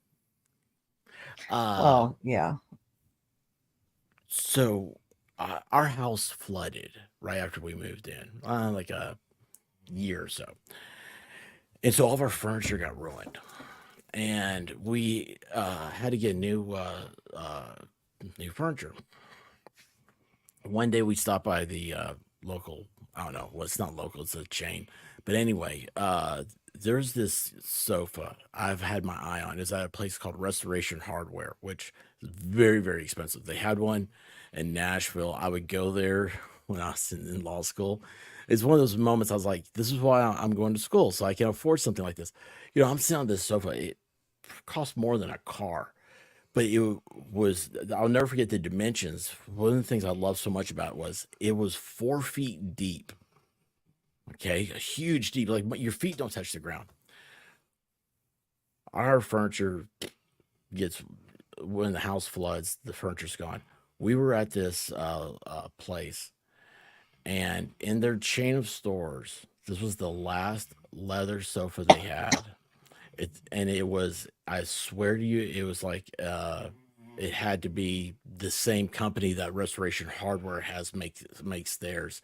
It's Italian leather, 4 feet deep. Oh my gosh. I love that thing because it's the dogs love it when I sleep on it. Now, here's what's so funny is that I talk about like, you know, uh, the old saying is like, you know, your wife makes you sleep on the couch because you're in trouble. No, man, it's awesome. It's like camping. It's like I got the big TV, I got the dogs. I'm next to the refrigerator. You know, I'm next to the kitchen. It's cooler downstairs. You know, it's not nearly as hot. And now we got this big sofa. Oh man, it's a closeout. It's such a great deal. And I'm just sitting here going, this is the best everything. Love this thing. But anyway, that's my story about it. I love sleeping downstairs. Isn't that sad? No. I got excited about. Matter of fact, I'm gonna sleep downstairs tonight. I know Brown Dog will be happy. Oh wait, sorry, the chat's over here. Hang on. So Rennie, I'm pretty sure the house actually shakes. Yes, it does. Oh, White Rabbit, did you miss it? When Yaya said that somebody is trying to say that she is coming after me. She is after your man. Yeah. I hope you didn't miss that. That's the latest. It's drama. I was like, I'll be honored. There's a troll name out there called Heidi's Obsessed with the Expert. That's awesome. I think That's I'm like, awesome. oh my God. That is funny.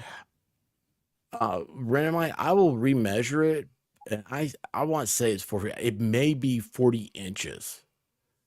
That's 3 feet 4 inches, maybe 40 inches. Whatever it is, it's much bigger than a traditional couch. She makes me sleep on the couch because she loves me. It is love. And you know what else is great? That's the only room that has a crucifix. And I don't have ghost. Oh my gosh. Yeah. Did you see the ghost back here? The whole ghost thing with You me? know what? I was in here watching your live when you said something, but I missed it. So I didn't see anything, but you're like, you guys just see someone walk by me and behind me? I was actually in here when that Yes. happened, but I didn't see it. So did you clip it so we can see it? A friend of mine, Waifu Kron, I probably messed her name up again. She did. Let me see if I can. I'm on her thing right now. Let's see if I can find this.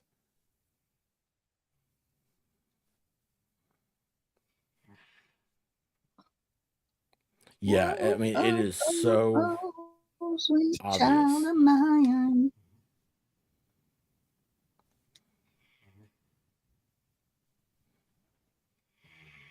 Wait a second, I just heard a beep.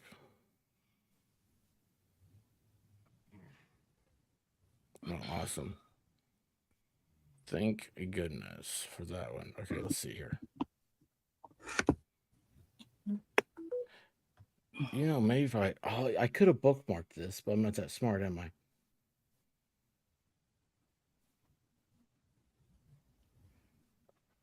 Maybe he didn't have to pee, Renee.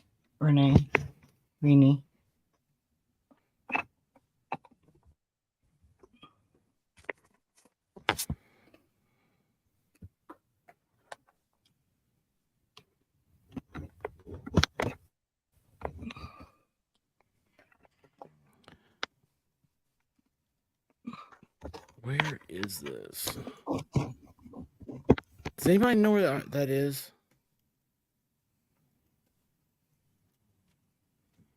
Oh, there she is.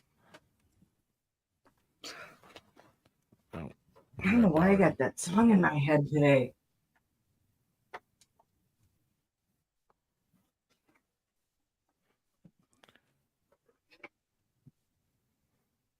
it's gonna be a short.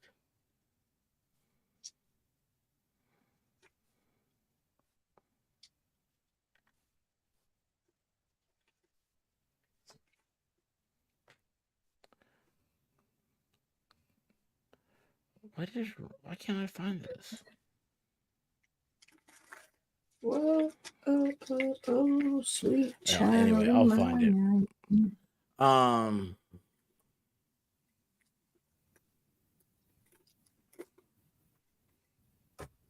Yeah, right. They didn't tell him he could leave. I never saw Farrell's. Maybe he pooped himself and he doesn't want to get up. I'm sorry. I'm on 2 hours of sleep, you guys. So I love you. You stink pot. You're saying that now to I don't know what. Get away with stuff. no. No, I'm kidding. What? I'm joking. Oh, sweet child of mine.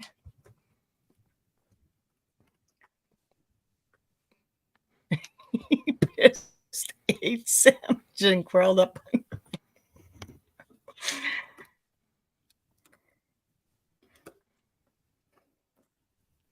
I told you what happened to me this morning. You No, would what?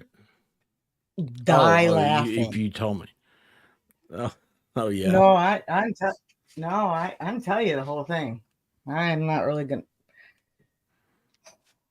Well, if You know my dog's been sick, right? wait. If you don't want it to be on for everybody.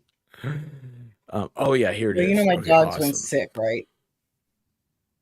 I don't think I did. Yeah, he's been having some issues. And lately he's had an issue with diarrhea. Oh. Mm. Mm. Is this it's Gizmo, isn't it? Mm-hmm. Okay. Yeah. Now, He usually wakes me up every time he has to go to bed. But this morning he decided not to. And then he can't normally get up on my bed. But he hopped up here this morning and he was going crazy. I don't know what was going on. Woke me up. And all I could smell is wretched puke shit.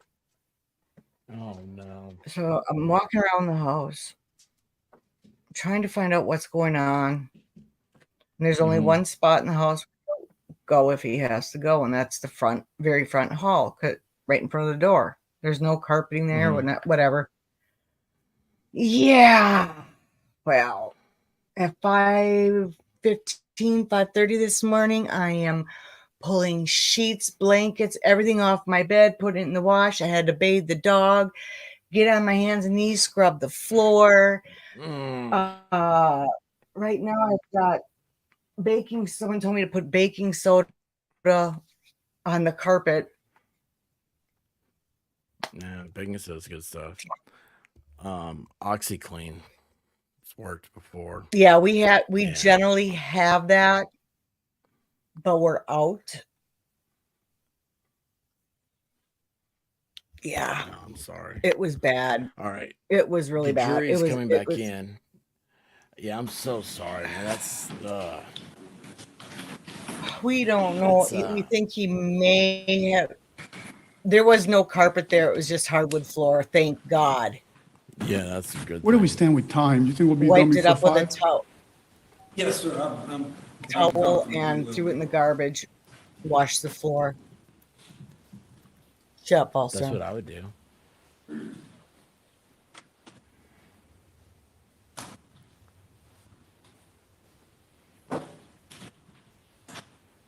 All rise and jury. I sent you that Twitter's got the ghost on it.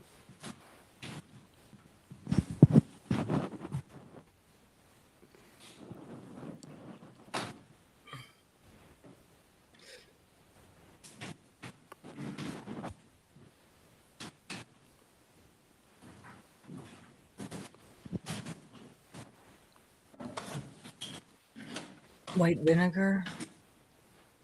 If you are suppressing your seated, you may be seated. cross-examination. I need it anyway. Jen with no filter and no. She's had a lot of experience with dogs.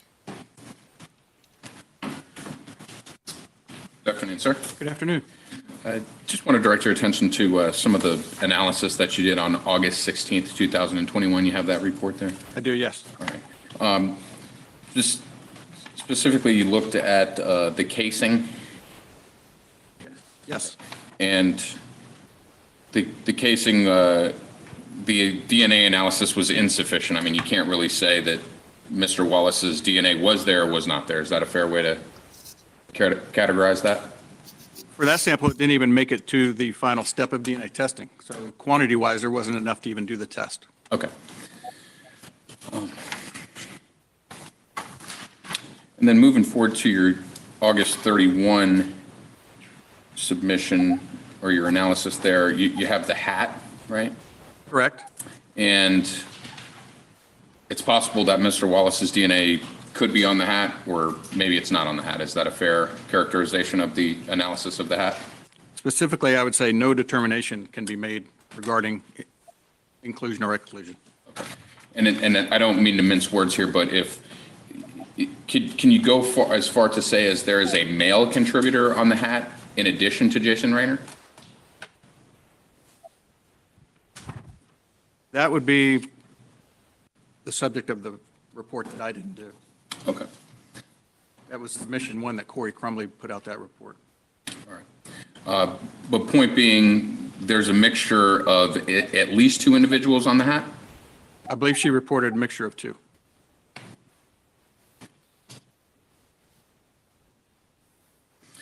You know, I want to talk a little bit about the firearm for a moment.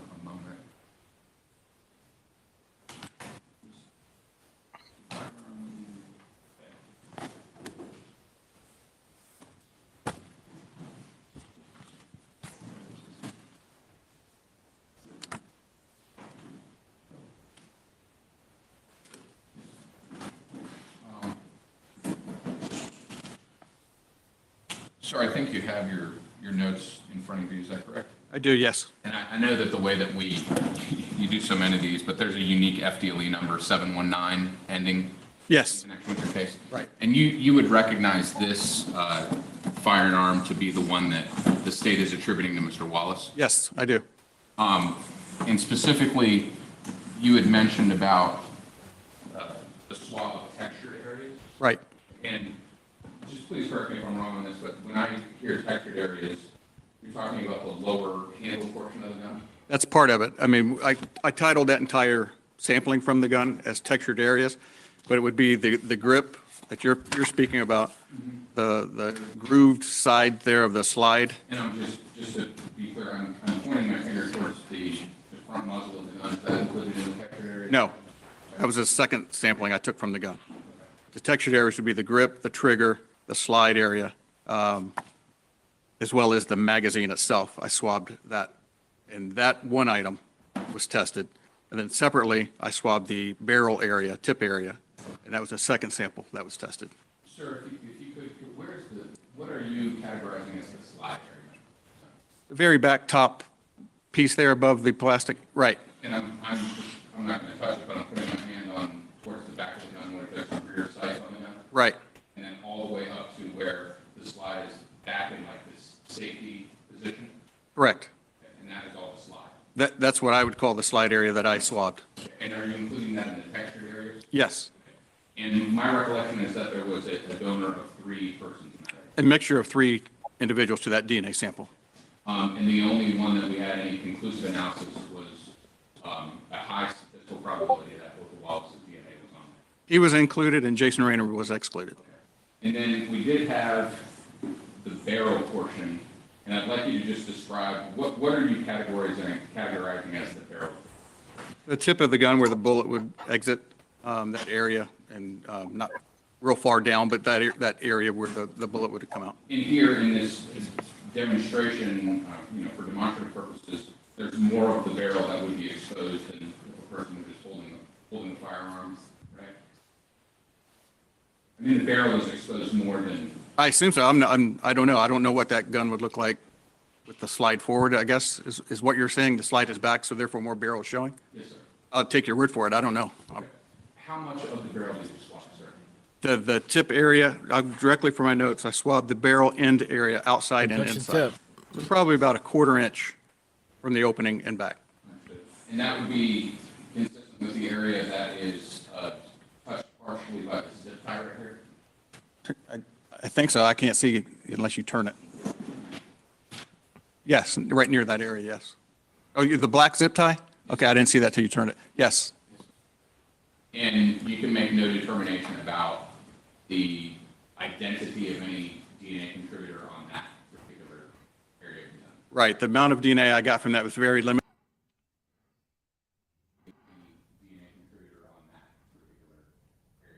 Right, the amount of DNA I got from that was very limited and could not be used for any interpretation or comparison.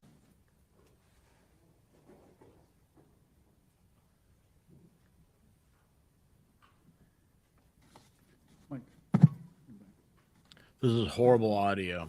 Thank you. I wanted everybody to see what was going on. Remember the zip ties? Remember they had the corrugated poster board?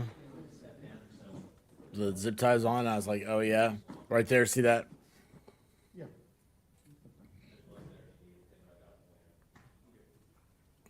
Are you referring to the crock pot box? No, this is the. Can you see that on the screen right there? How they have the evidence done up. But it's funny. Oh, would you I look took at off that? all. They should have done that with the crock pot box. I took everything off except for all the stuff I used during that trial. Except for that, I couldn't get rid of the crockpot box. And that's not even the one from the trial. That was just one I randomly found. But it just looks perfect, doesn't it? Because like, look at the background. Looks like it's in a basement or something like that.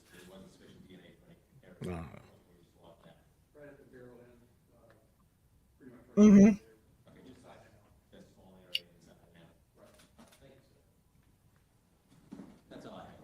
Right, thank you. Any recross? No, Your Honor. Okay, thank you. May the witness be excused. State? He may, yes. Defense? Yes, sir. You're released from the subpoena. Thank you. Thank you. All right, state your next witness. J.B. Williamson. All right, so the defense has no questions.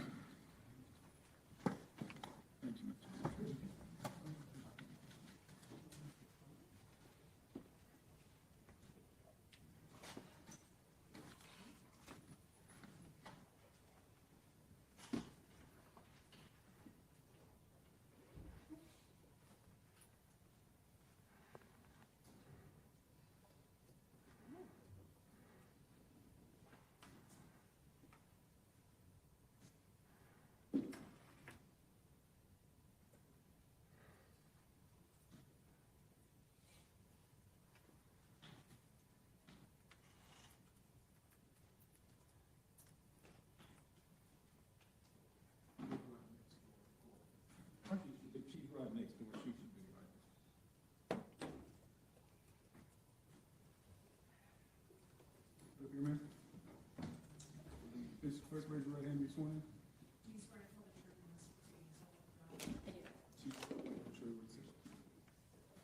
Oh, she's got a big bag. Ooh. Will she have props?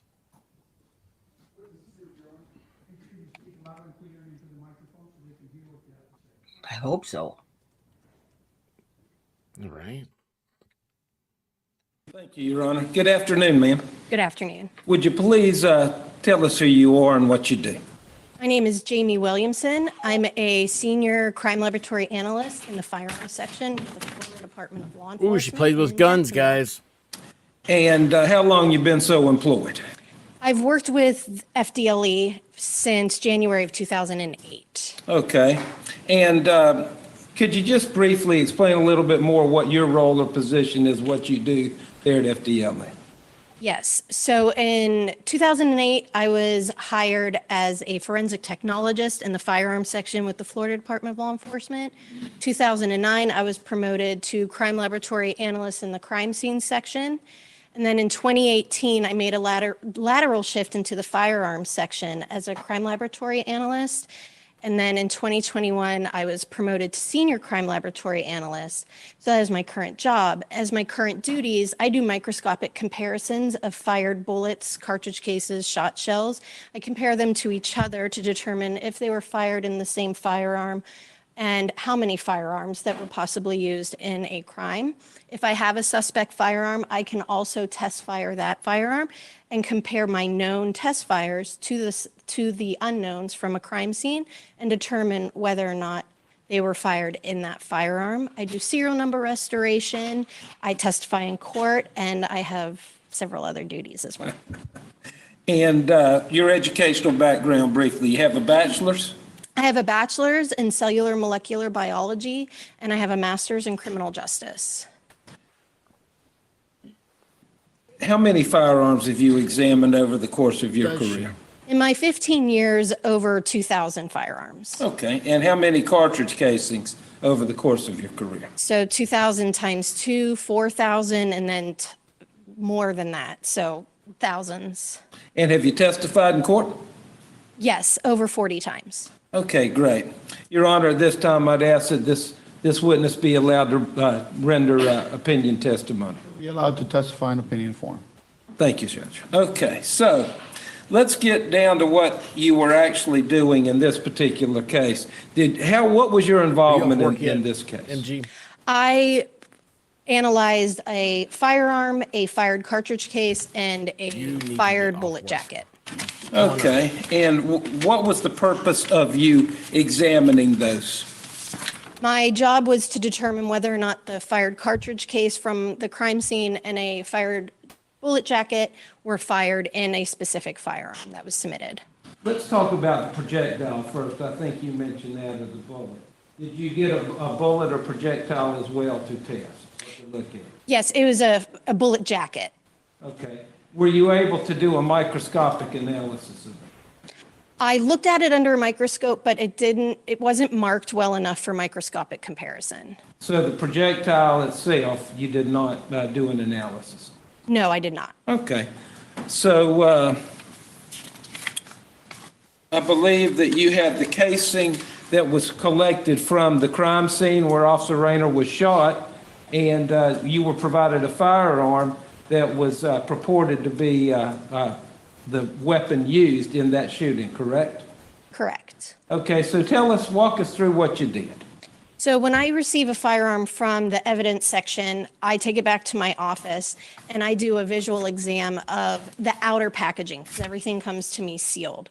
So I make sure that the box is sealed. It comes in a box. I make sure the box is sealed, that my case number on my case file that I was assigned matches the case number on the box. And I'm just doing an overall outer examination. Then once I deem that this is the item I was supposed to receive, I open it and then I do a visual inspection on the items inside. There was a Glock pistol in this case. I did a visual exam. I make sure the barrel is clear. I make sure the chamber is clear. And then once I do that, then I can actually pick it up and do a physical exam on that firearm.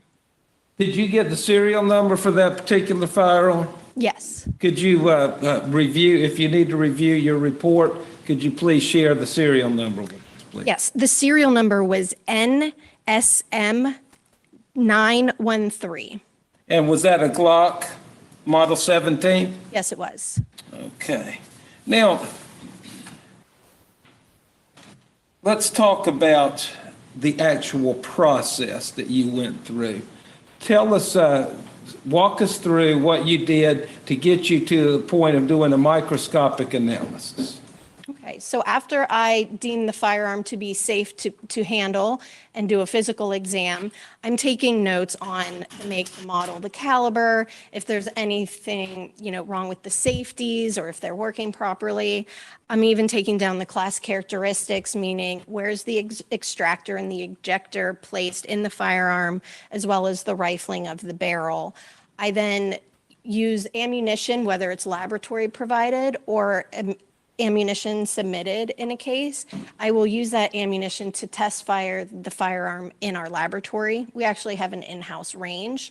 In this particular case, I used our water tank that I can fire into. I collect bullets from the water tank, and then the fired cartridge cases are extracted and ejected upon firing, and I just collect them from the floor. And then I can take them back to my office, and I look at those first before I look at anything else, because I want to see how that firearm marks. And so I'm looking at the cartridge cases to each other, which are extracted and ejected during the firing process. And I'm also looking at the fired bullets to each other. And those are the projectiles that come out of the barrel of the firearm. Okay, so once you completed that review or analysis or evaluation, did you take one of those fired cartridges and compare it to the cartridge that was obtained from the crime scene where Officer Rayner was shot? So before I do that, I do a visual examination of whatever items of evidence I receive from the agency. So in this case, it was one fired 9mm Luger caliber cartridge case. So I put that on my microscope and I just look at it to itself, again, noting what caliber it is, what make it is, what markings I see. And then I proceed to do a microscopic comparison to my test fires to determine if that unknown was fired in the firearm I received. So give us a little education on how you can take a projectile, or not a projectile, excuse me, a casing, and compare it to another one. I mean, what are you looking for? So we're looking at class and individual characteristics. Class characteristics are basically what the manufacturer designs an item to be. That's anything, shoes, cars, firearms. So in a firearm, that is the caliber, that is the rifling, which are these lands and grooves inside the barrel. It's in a spiral rotation. That way, when the bullet is going through the barrel, it spins, just like when Tom Brady throws a football, you want that beautiful football spin. And so you get So you more let the air accuracy. out.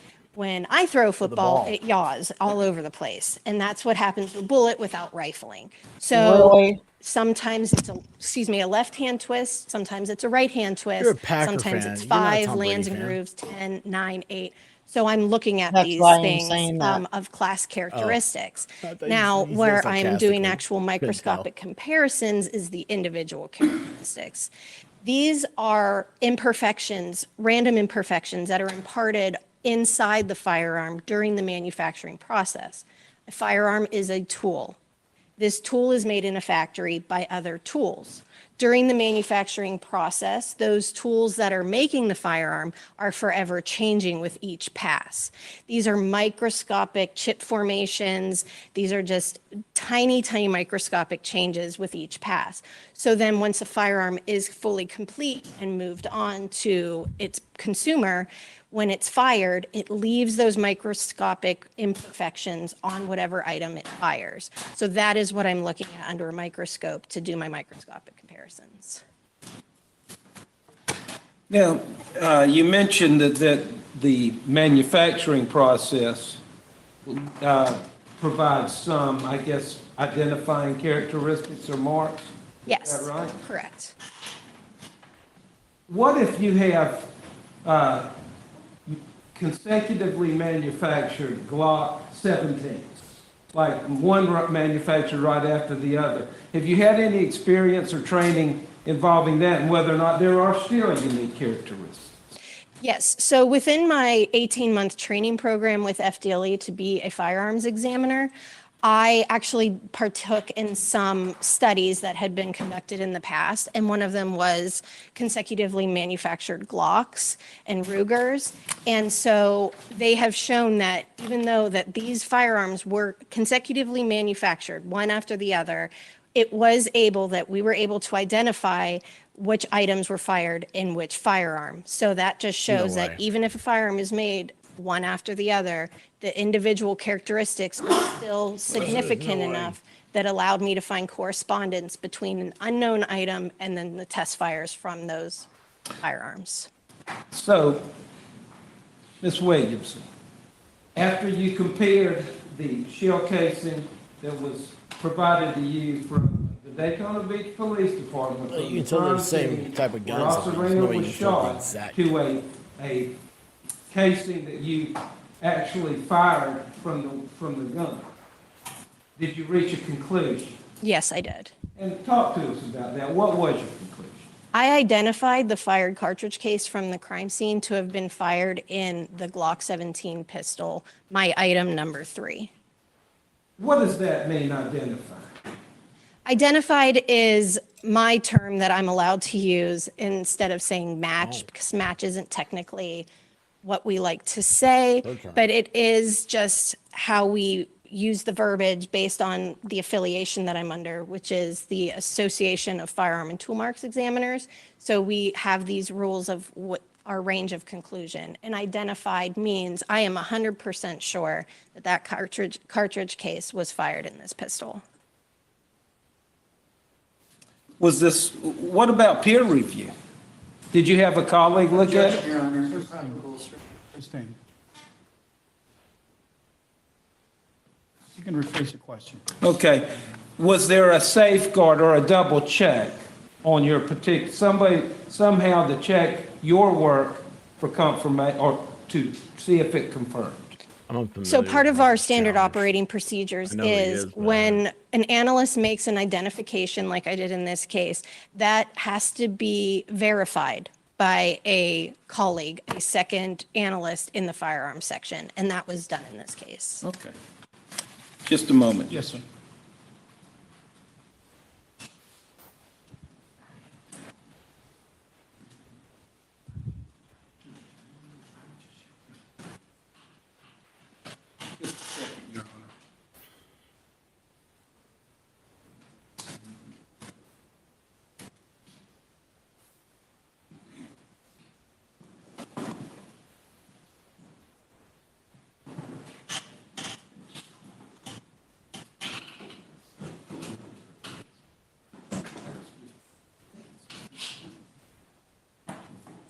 Could you step down for just a minute? With the court permission? Yes, be careful, okay? Nope, she's coming down. See what the other side's got. I want you to look at the firearm and just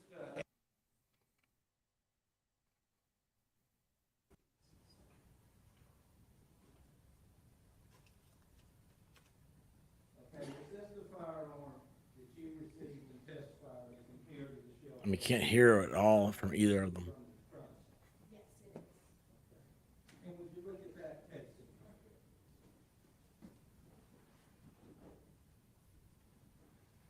Identify the exhibit. That would be exhibit 41. Yes, I recognize. And how do you look at it? It's true, isn't it, Jen? You know a lot of big words, so you're smart. And as well, on the actual cartridge case, I have the case number, my item number, and my initials.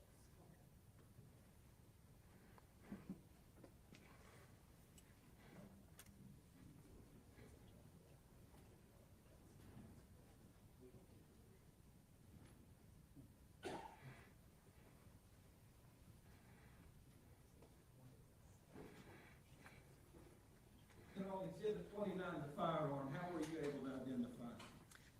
Same thing, my unique case number, my item number, my initials, and the serial number.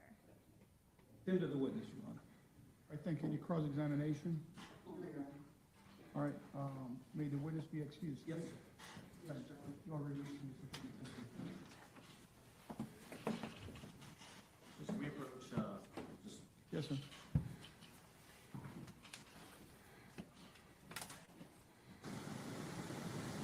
Oh. There's Ozone. Ozone sounds like football players.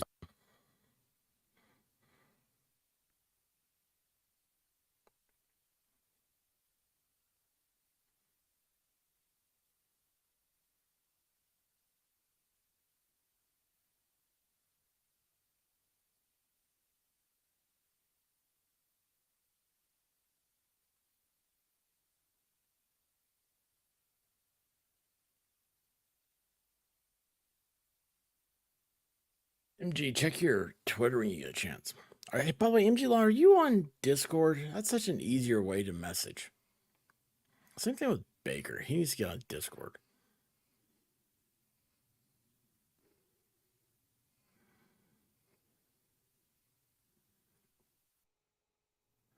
All right, just switching back over here to the You must judge's accept seat. stipulated facts as having been proven. However, the significance of these facts, as with all facts, is for you to decide. In this case, the stipulated facts that you must accept as true is as follows. Officer Rayner's body camera footage was sent to the Federal Bureau of Investigation, the Am I FBI. missing something? The FBI enhanced Officer Rayner's body camera video footage by adjusting some of the highlights, shadows, Oh, they're and going to show sharpening the body video. camera footage. Two videos of Officer Rayner's accident video footage were produced. One at regular speed and one slowed down This to is 30%. the Rittenhouse Officer rule. Rayner's accident video footage was not altered or changed in any manner in the enhanced videos. Moreover, the FBI produced several screenshots from the enhanced videos. You may proceed. That is something right there I want to know about why he read that, but that is because of Rittenhouse. I know that for Judge, may I publish I'm at this just time? listening to him. Is it in evidence already? I'm going to be moving in states 10 and I don't believe there's an objection. Without objection, admitted as evidence.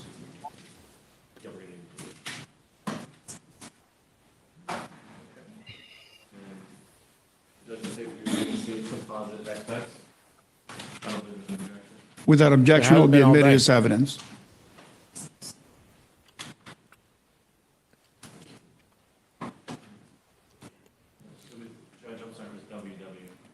Very well.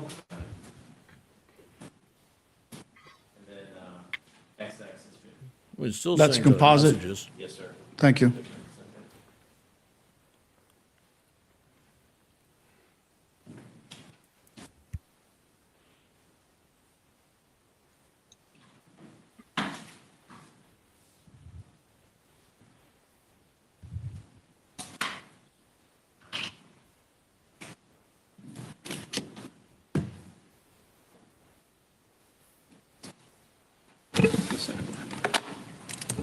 Can I have council sidebar just real quickly?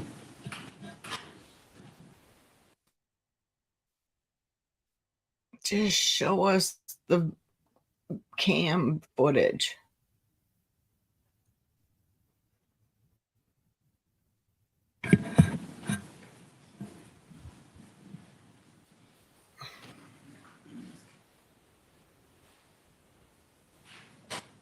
Judge, may I publish May do so. 849?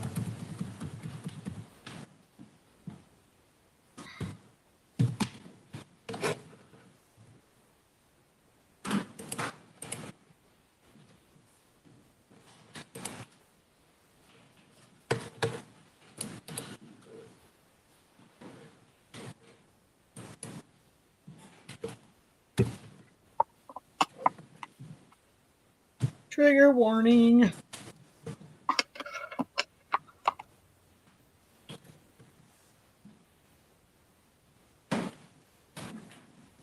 How's it going? Do you live here? What's going on? Do you live here? What's going on? Sit down. Sit. Sir. Can you sit down? I'll talk to you. Okay, Stop. no, come on now. Sit. Come on now. Sit. Don't do this. Sit down. Why you asking me do I Sit live down. here? Do you live here? Yes or no? What's going on though? Who? Charlie 777. No, back up. Stop. Stop, man.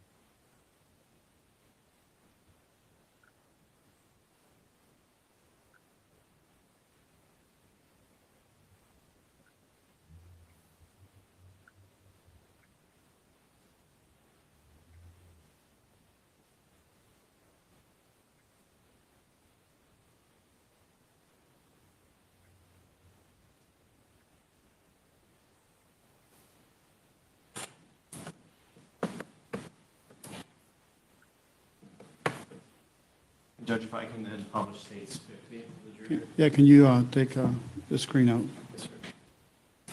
Yes, sir.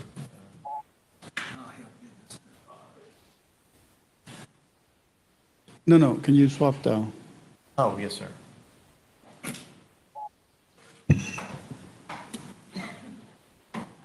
Go ahead, publish your exhibits. Yes, sir. This is states 50A.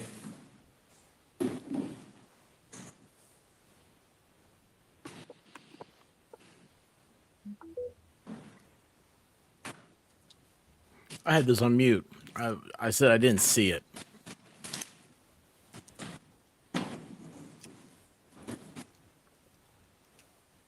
States 50B.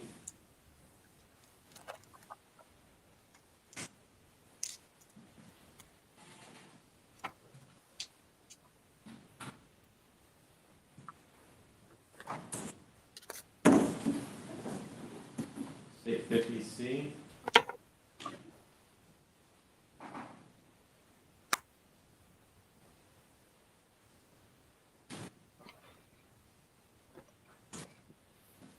State 50D.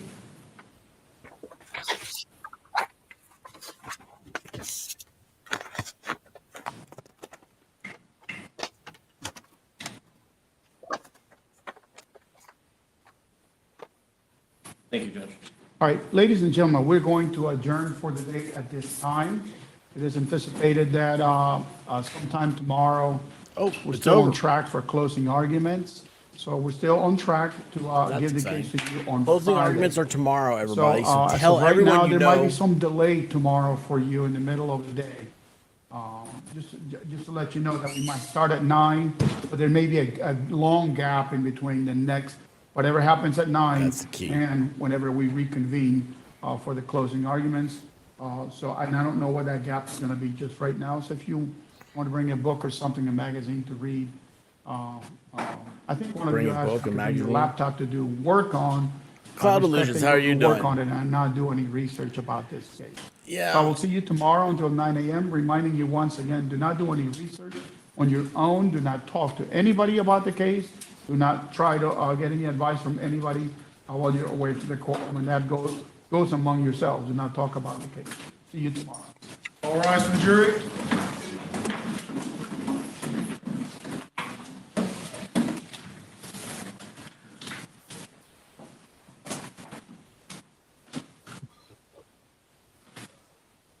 So, what are they trying to say that this guy is it his excuse? This Self-defense. Self-defense. So, Yeah. All right, you may be seated. Let's remain in session and talk about what's anticipated for Good. the rest of the trial. State, what do you have in place that remains? You think you have one more witness? We have potentially one more witness tomorrow morning. Is it a lengthy witness or a short witness?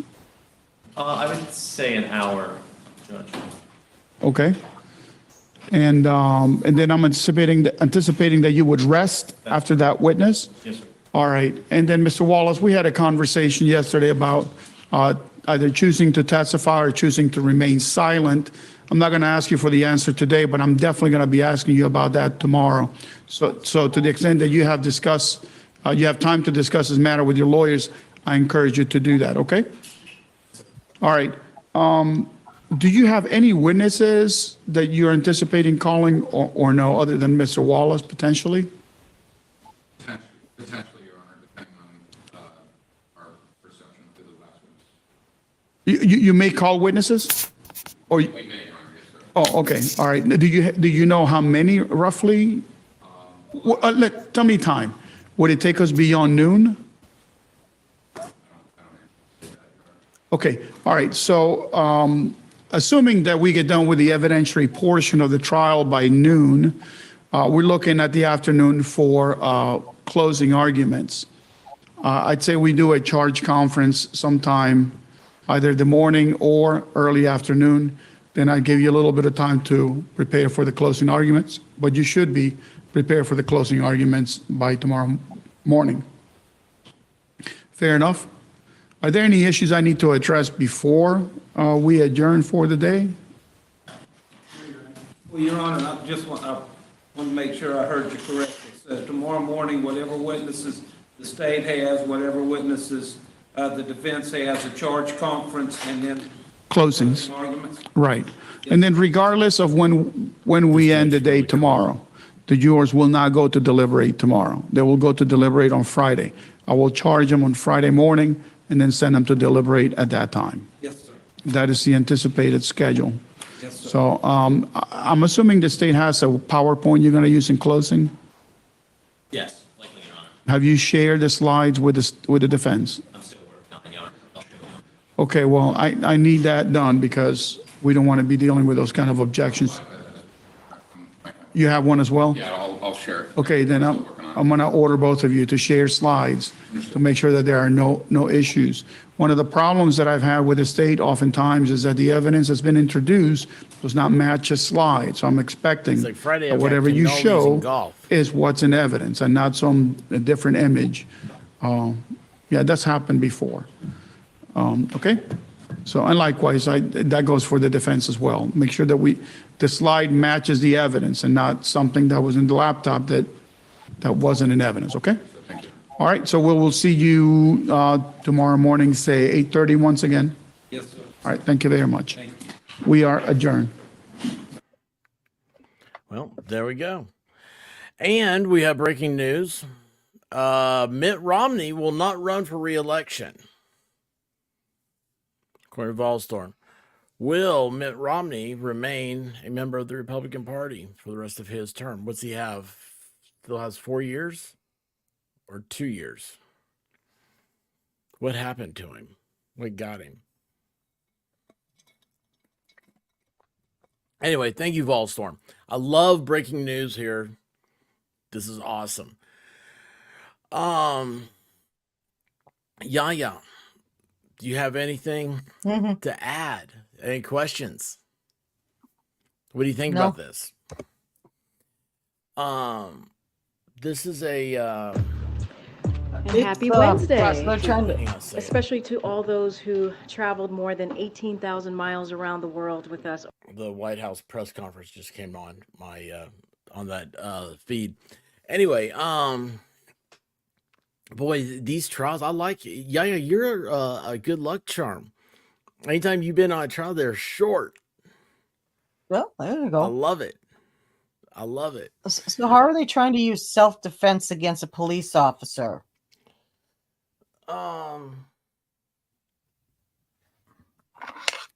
So okay. Crime mapping is a deal where it's kind of like this is a high crime area. Okay. And they're saying that police officers are able to do like a stop and frisk or just kind of they're able to approach somebody without any other probable cause. So guys parked behind a apartment building and just sit in his car, listen to music, right? Cop comes rolling in and says, "Hey man, you belong here? What are you doing? Can I see some ID?" Guy jumps out and says, "No man, I'm not showing you any of that. I don't have to do that." So you normally don't have to do that. I wasn't doing anything wrong.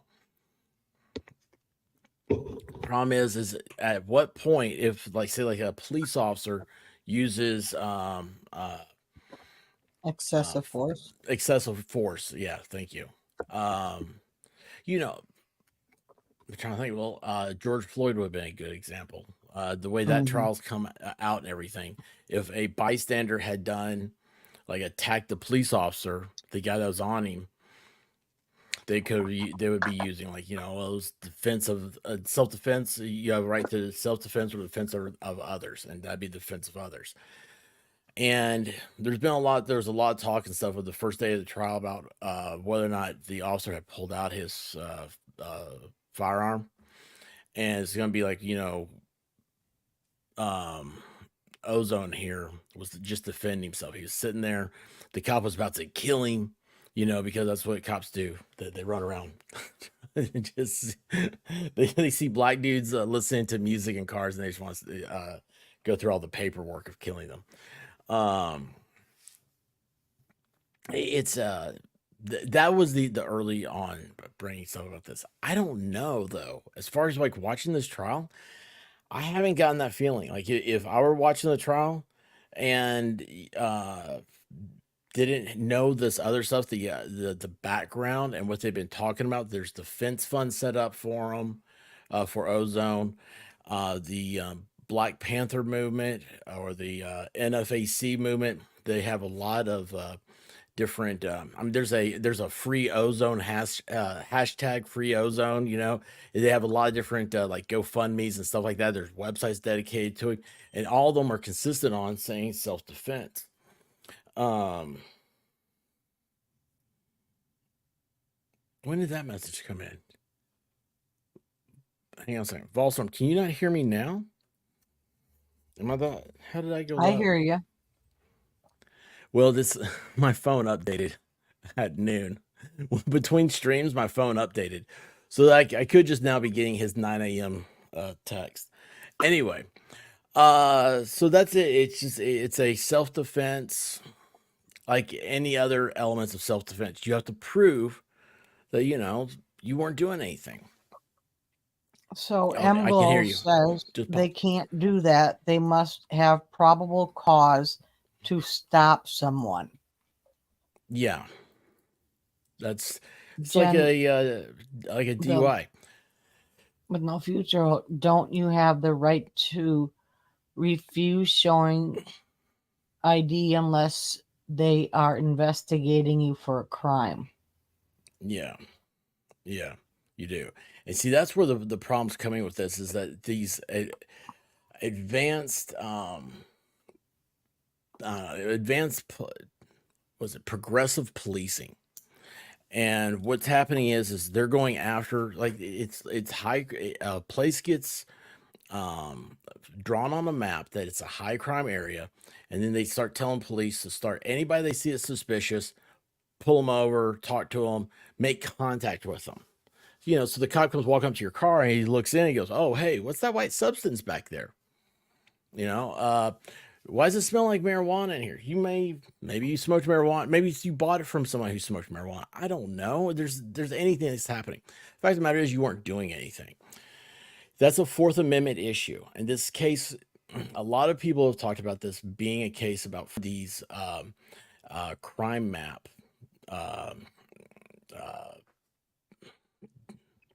programs, these crime map programs where they do the progressive policing, the very active policing.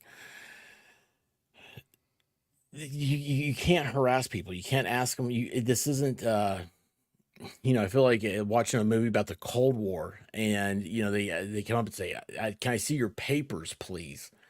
We don't do that in America. I don't know how this will. You said he was just sitting in his car listening to music, right? Yeah, or talking on the phone or something. But yeah, Okay. Where was he doing this? Was he behind an apartment building? Behind his apartment building? I think it was his girlfriend's. Okay. And he's got out of state tags. Now here's something I did not know. This is really crazy. So there was a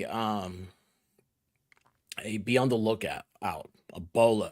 I've never heard them called bolos before. Be on the lookout had been issued for a Honda HRV, and he drove a Honda CRV, and it's the same car except one's a hybrid. That's the only difference. And so it was, they were kind of looking for it and stuff, but there was nuances.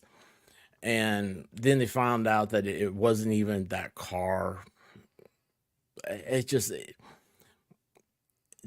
what ends up at the end of the day is that a police officer's dead. And,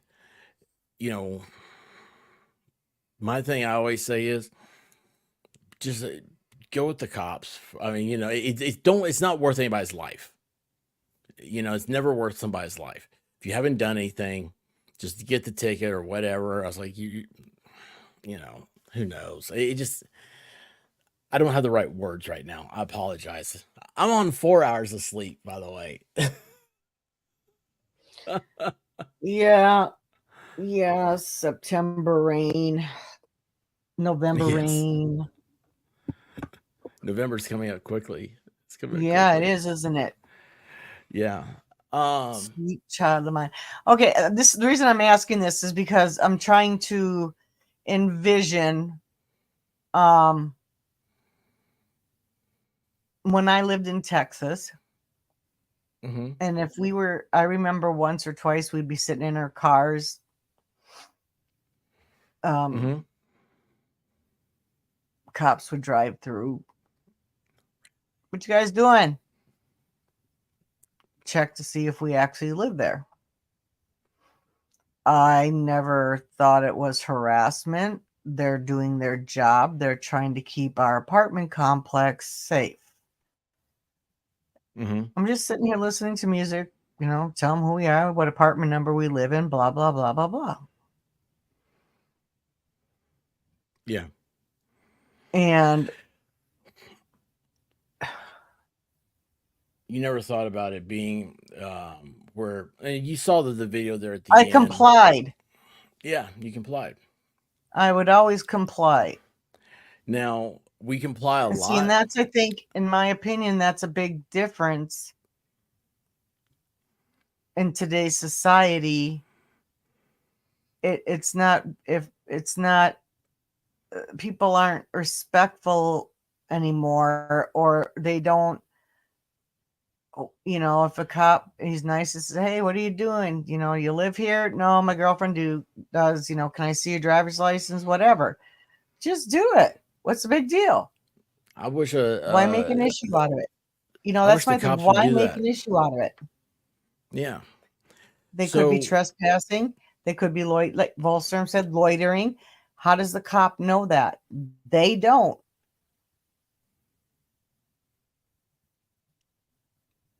Yeah, it's so. And he had a bolo out for him. For the car he was in. Okay, but this guy didn't Or know. it was a This different officer. car. MG Law saying the HRV is smaller than the CRV. So it was one of those deals. It's just I don't know. All cars look the same to me nowadays. I hate to say that. He copped an attitude right away. Does that mean he should have shot him? By what I could see, I couldn't really see what happened. So, because and here's my what's eyes aren't bad that, is after my that happened, eyes. he got on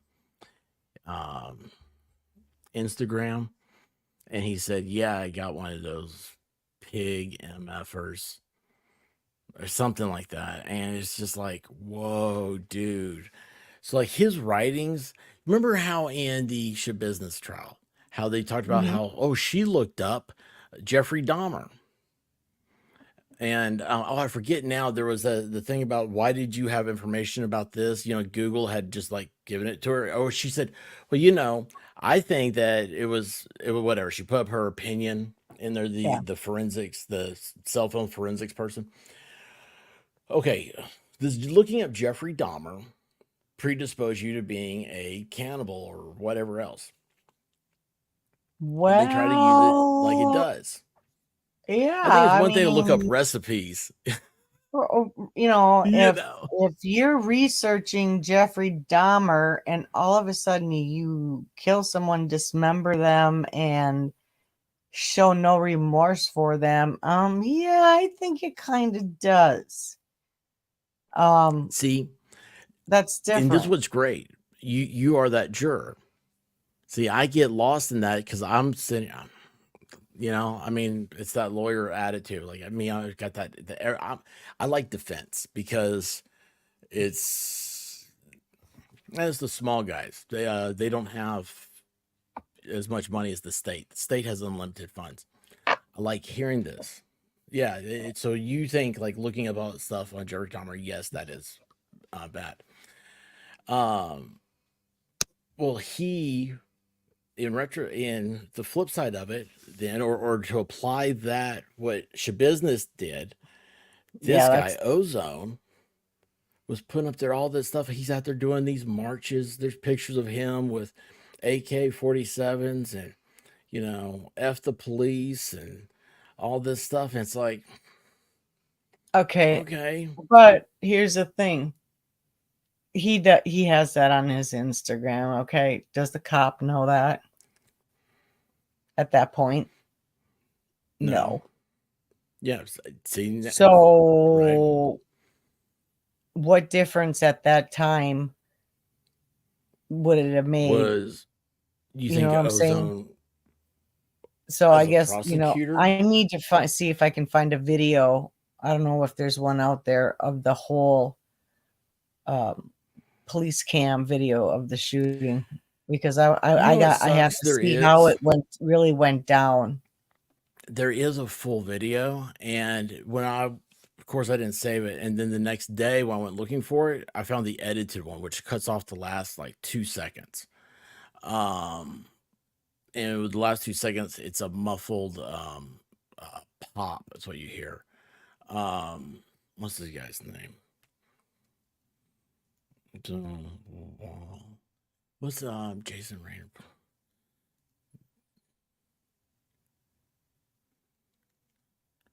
Let me see if I can find it.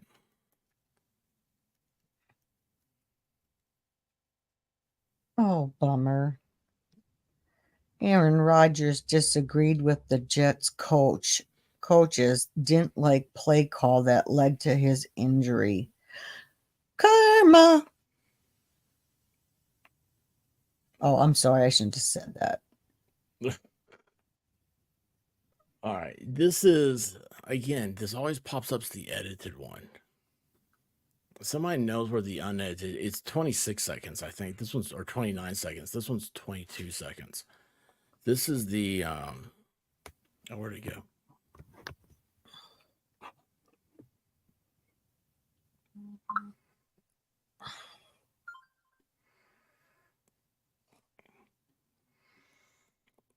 I'm not sharing it. All right, there you go. So this is the body cam footage of Othal Rainer. How's it going? Do you live here? What's going on? Sit down. Sit. Sir. Can you sit down? I'll talk to you. Okay, Stop. come on now. Sit. Come on now. Don't do this. Sit down. Why are you asking me, do I live here? Do you live here? Yes or no? What's going on, though? Who? Charlie 777. No, back up. Stop. So that's it. That contribution.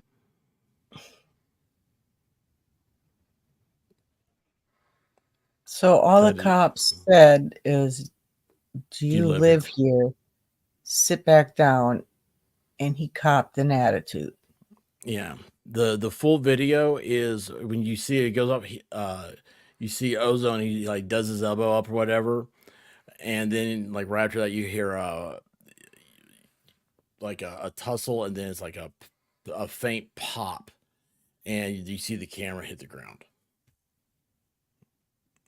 So yeah, that was the that's not even it. How's it going? I mean, it's 22 seconds. Do you live here? What's going on? Sit down. Sit. Sir. Can you sit down? I'll talk to you. Okay, Stop. come on now. Sit. Come on now. Don't do this. Sit down. Why are you asking me, do I live here? Do you live here? Yes or no? What's going on, though? Who? Charlie 777. No, back up. Stop. So that's it. That contribution. It's Yeah, out of state. it's a sad story. Plates, yeah. It's just a sad story. There's nothing good. I don't know.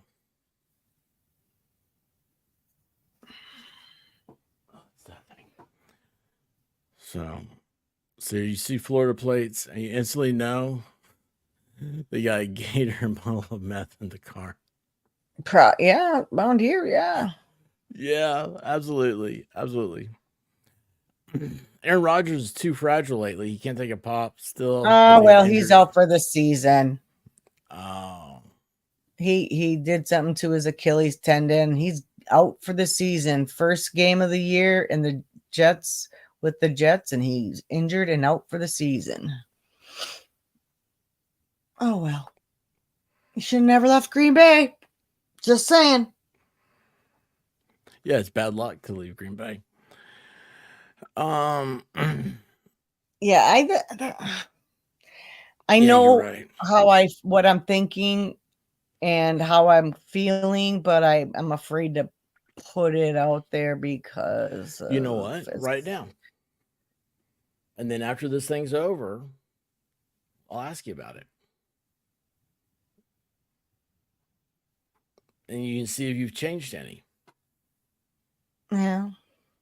See, my thing is that I think the facts are the facts. I don't think they've shown me anything that would change anything from what happened. What I'm looking for is what's the next step? Because if there's a death penalty, that's an automatic appeal and it's going to be challenging Florida's new law, where it only takes 8 out of 12 jurors to get a conviction for death penalty, to get sentenced to death penalty. And also, is the Fourth Amendment, is this crime map thing going to be ever addressed? And like you said, when you're in Texas, you didn't think anything wrong with it, right? And I'm not saying anything here off authority. This is just opinion, but it feels like we are so eaten up with it's almost egotism. How you watch something and it's like everything that you see happen is like, oh well, I had that happen too, or that, like, that's me too. And it's it's like yeah, they're bad cops, they're bad people, make mistakes, all this stuff happens, but then all of a sudden it's like, man, that's what every cop is like. You see Right. the guy that did the thing with George Floyd. I don't know the cop's name up there. That guy, Well, and now you're applying it to a guy in Daytona Beach, Florida. yeah, I don't They're not the agree with same. what happened to George Floyd by no means whatsoever. No, no, nobody should be. But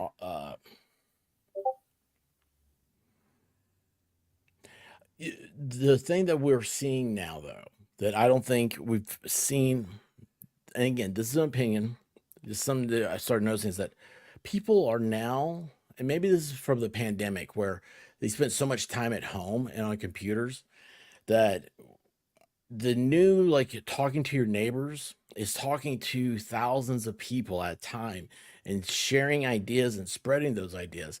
And people are starting to say, oh, wait a second, this is in the Constitution?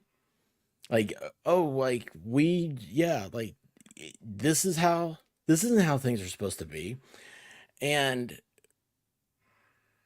now you're seeing a more proactive constituent.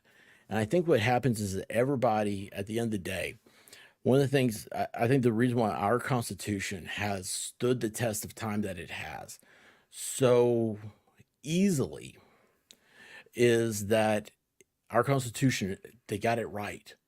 They took a simple approach to it. And those rights that are protected, now people are starting to ask questions about what gives the authority. You have to separate the idea of government and authority, and it's like I can't think what the third thing is, but this is way too deep of a conversation for 4 hours of sleep. But it is you want the cops are the good guys for people like you and me. All right. mhm. For the Brazilian drug runner, the cops are the bad guys. That's just kind of like, that's a very simpleton way of thinking of it. But then if the cops do something to one of us, all of a sudden the cops are the bad guys to us. And then you start saying something, you start seeing, well, is this a pattern? Is this nationwide? What was it? Do you remember, was it Ferguson, Missouri? Who was the hands up, don't shoot? Yeah. There was a huge thing about how the police forces are militarized. And then they found out that all these police forces were able to get military equipment for free that was coming back from like Iraq, Afghanistan. But I'd rather have it here than leave it over there. Well, at least that's the idea. but then everybody's like, oh, we're militarizing the police. We shouldn't do that. Everything else. It's funny how one instance in Ferguson, Missouri made everybody start looking at local police units. I know where we live. I'm driving down the street one day and it's the forecast was for snow. So you know what snow means? Snow Yeah. means that the police department gets to bring out their Hummer they got from the military because they can't afford to put diesel fuel in it the rest of the time. They have one Hummer and they drive it for inclement weather.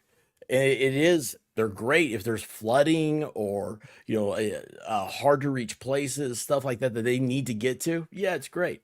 That's what they did. They they took it from the police department downtown and sat it out on the corner. And that was it. It was the funniest thing.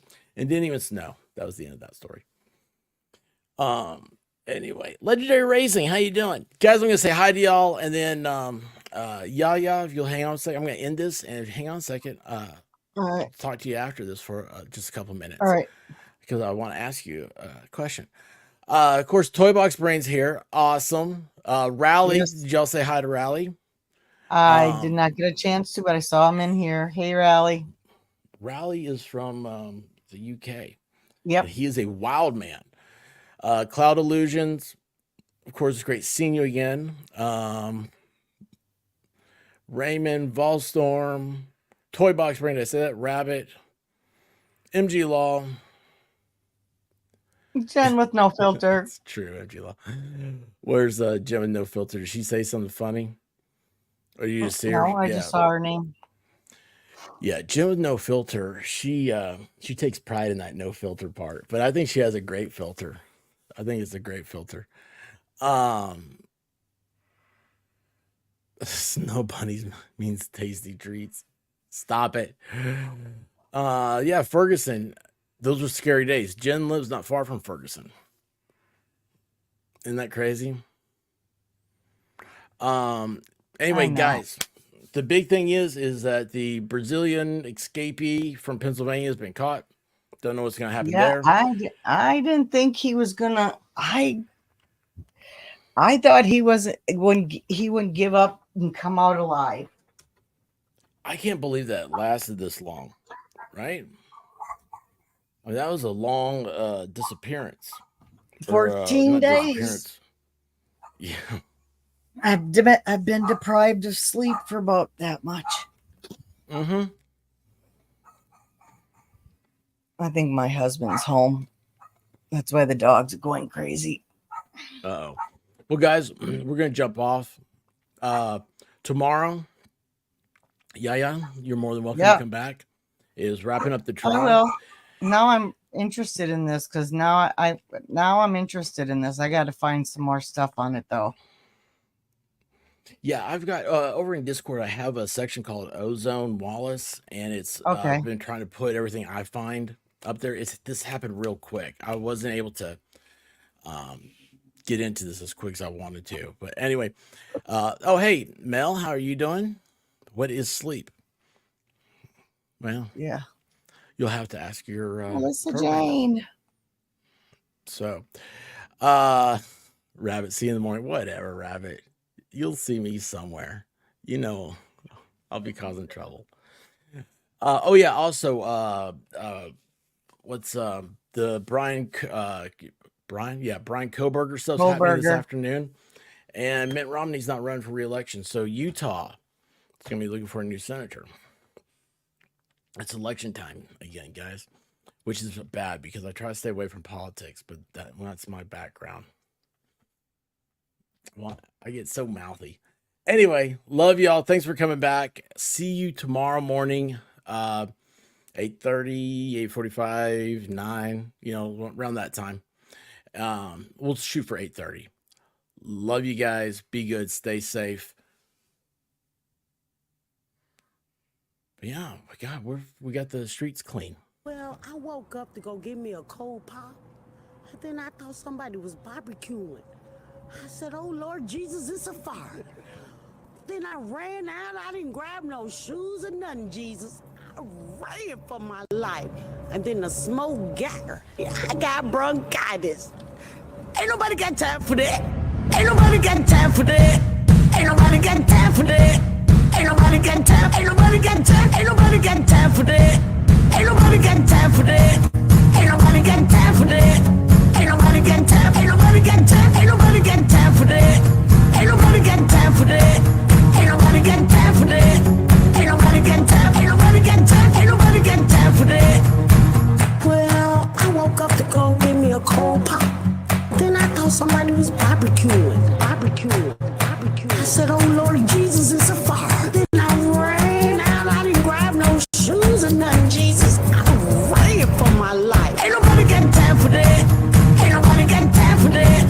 Ain't nobody got time. Ain't nobody got time. Ain't nobody got time for that. Ain't nobody got time for that. Ain't nobody got time for that.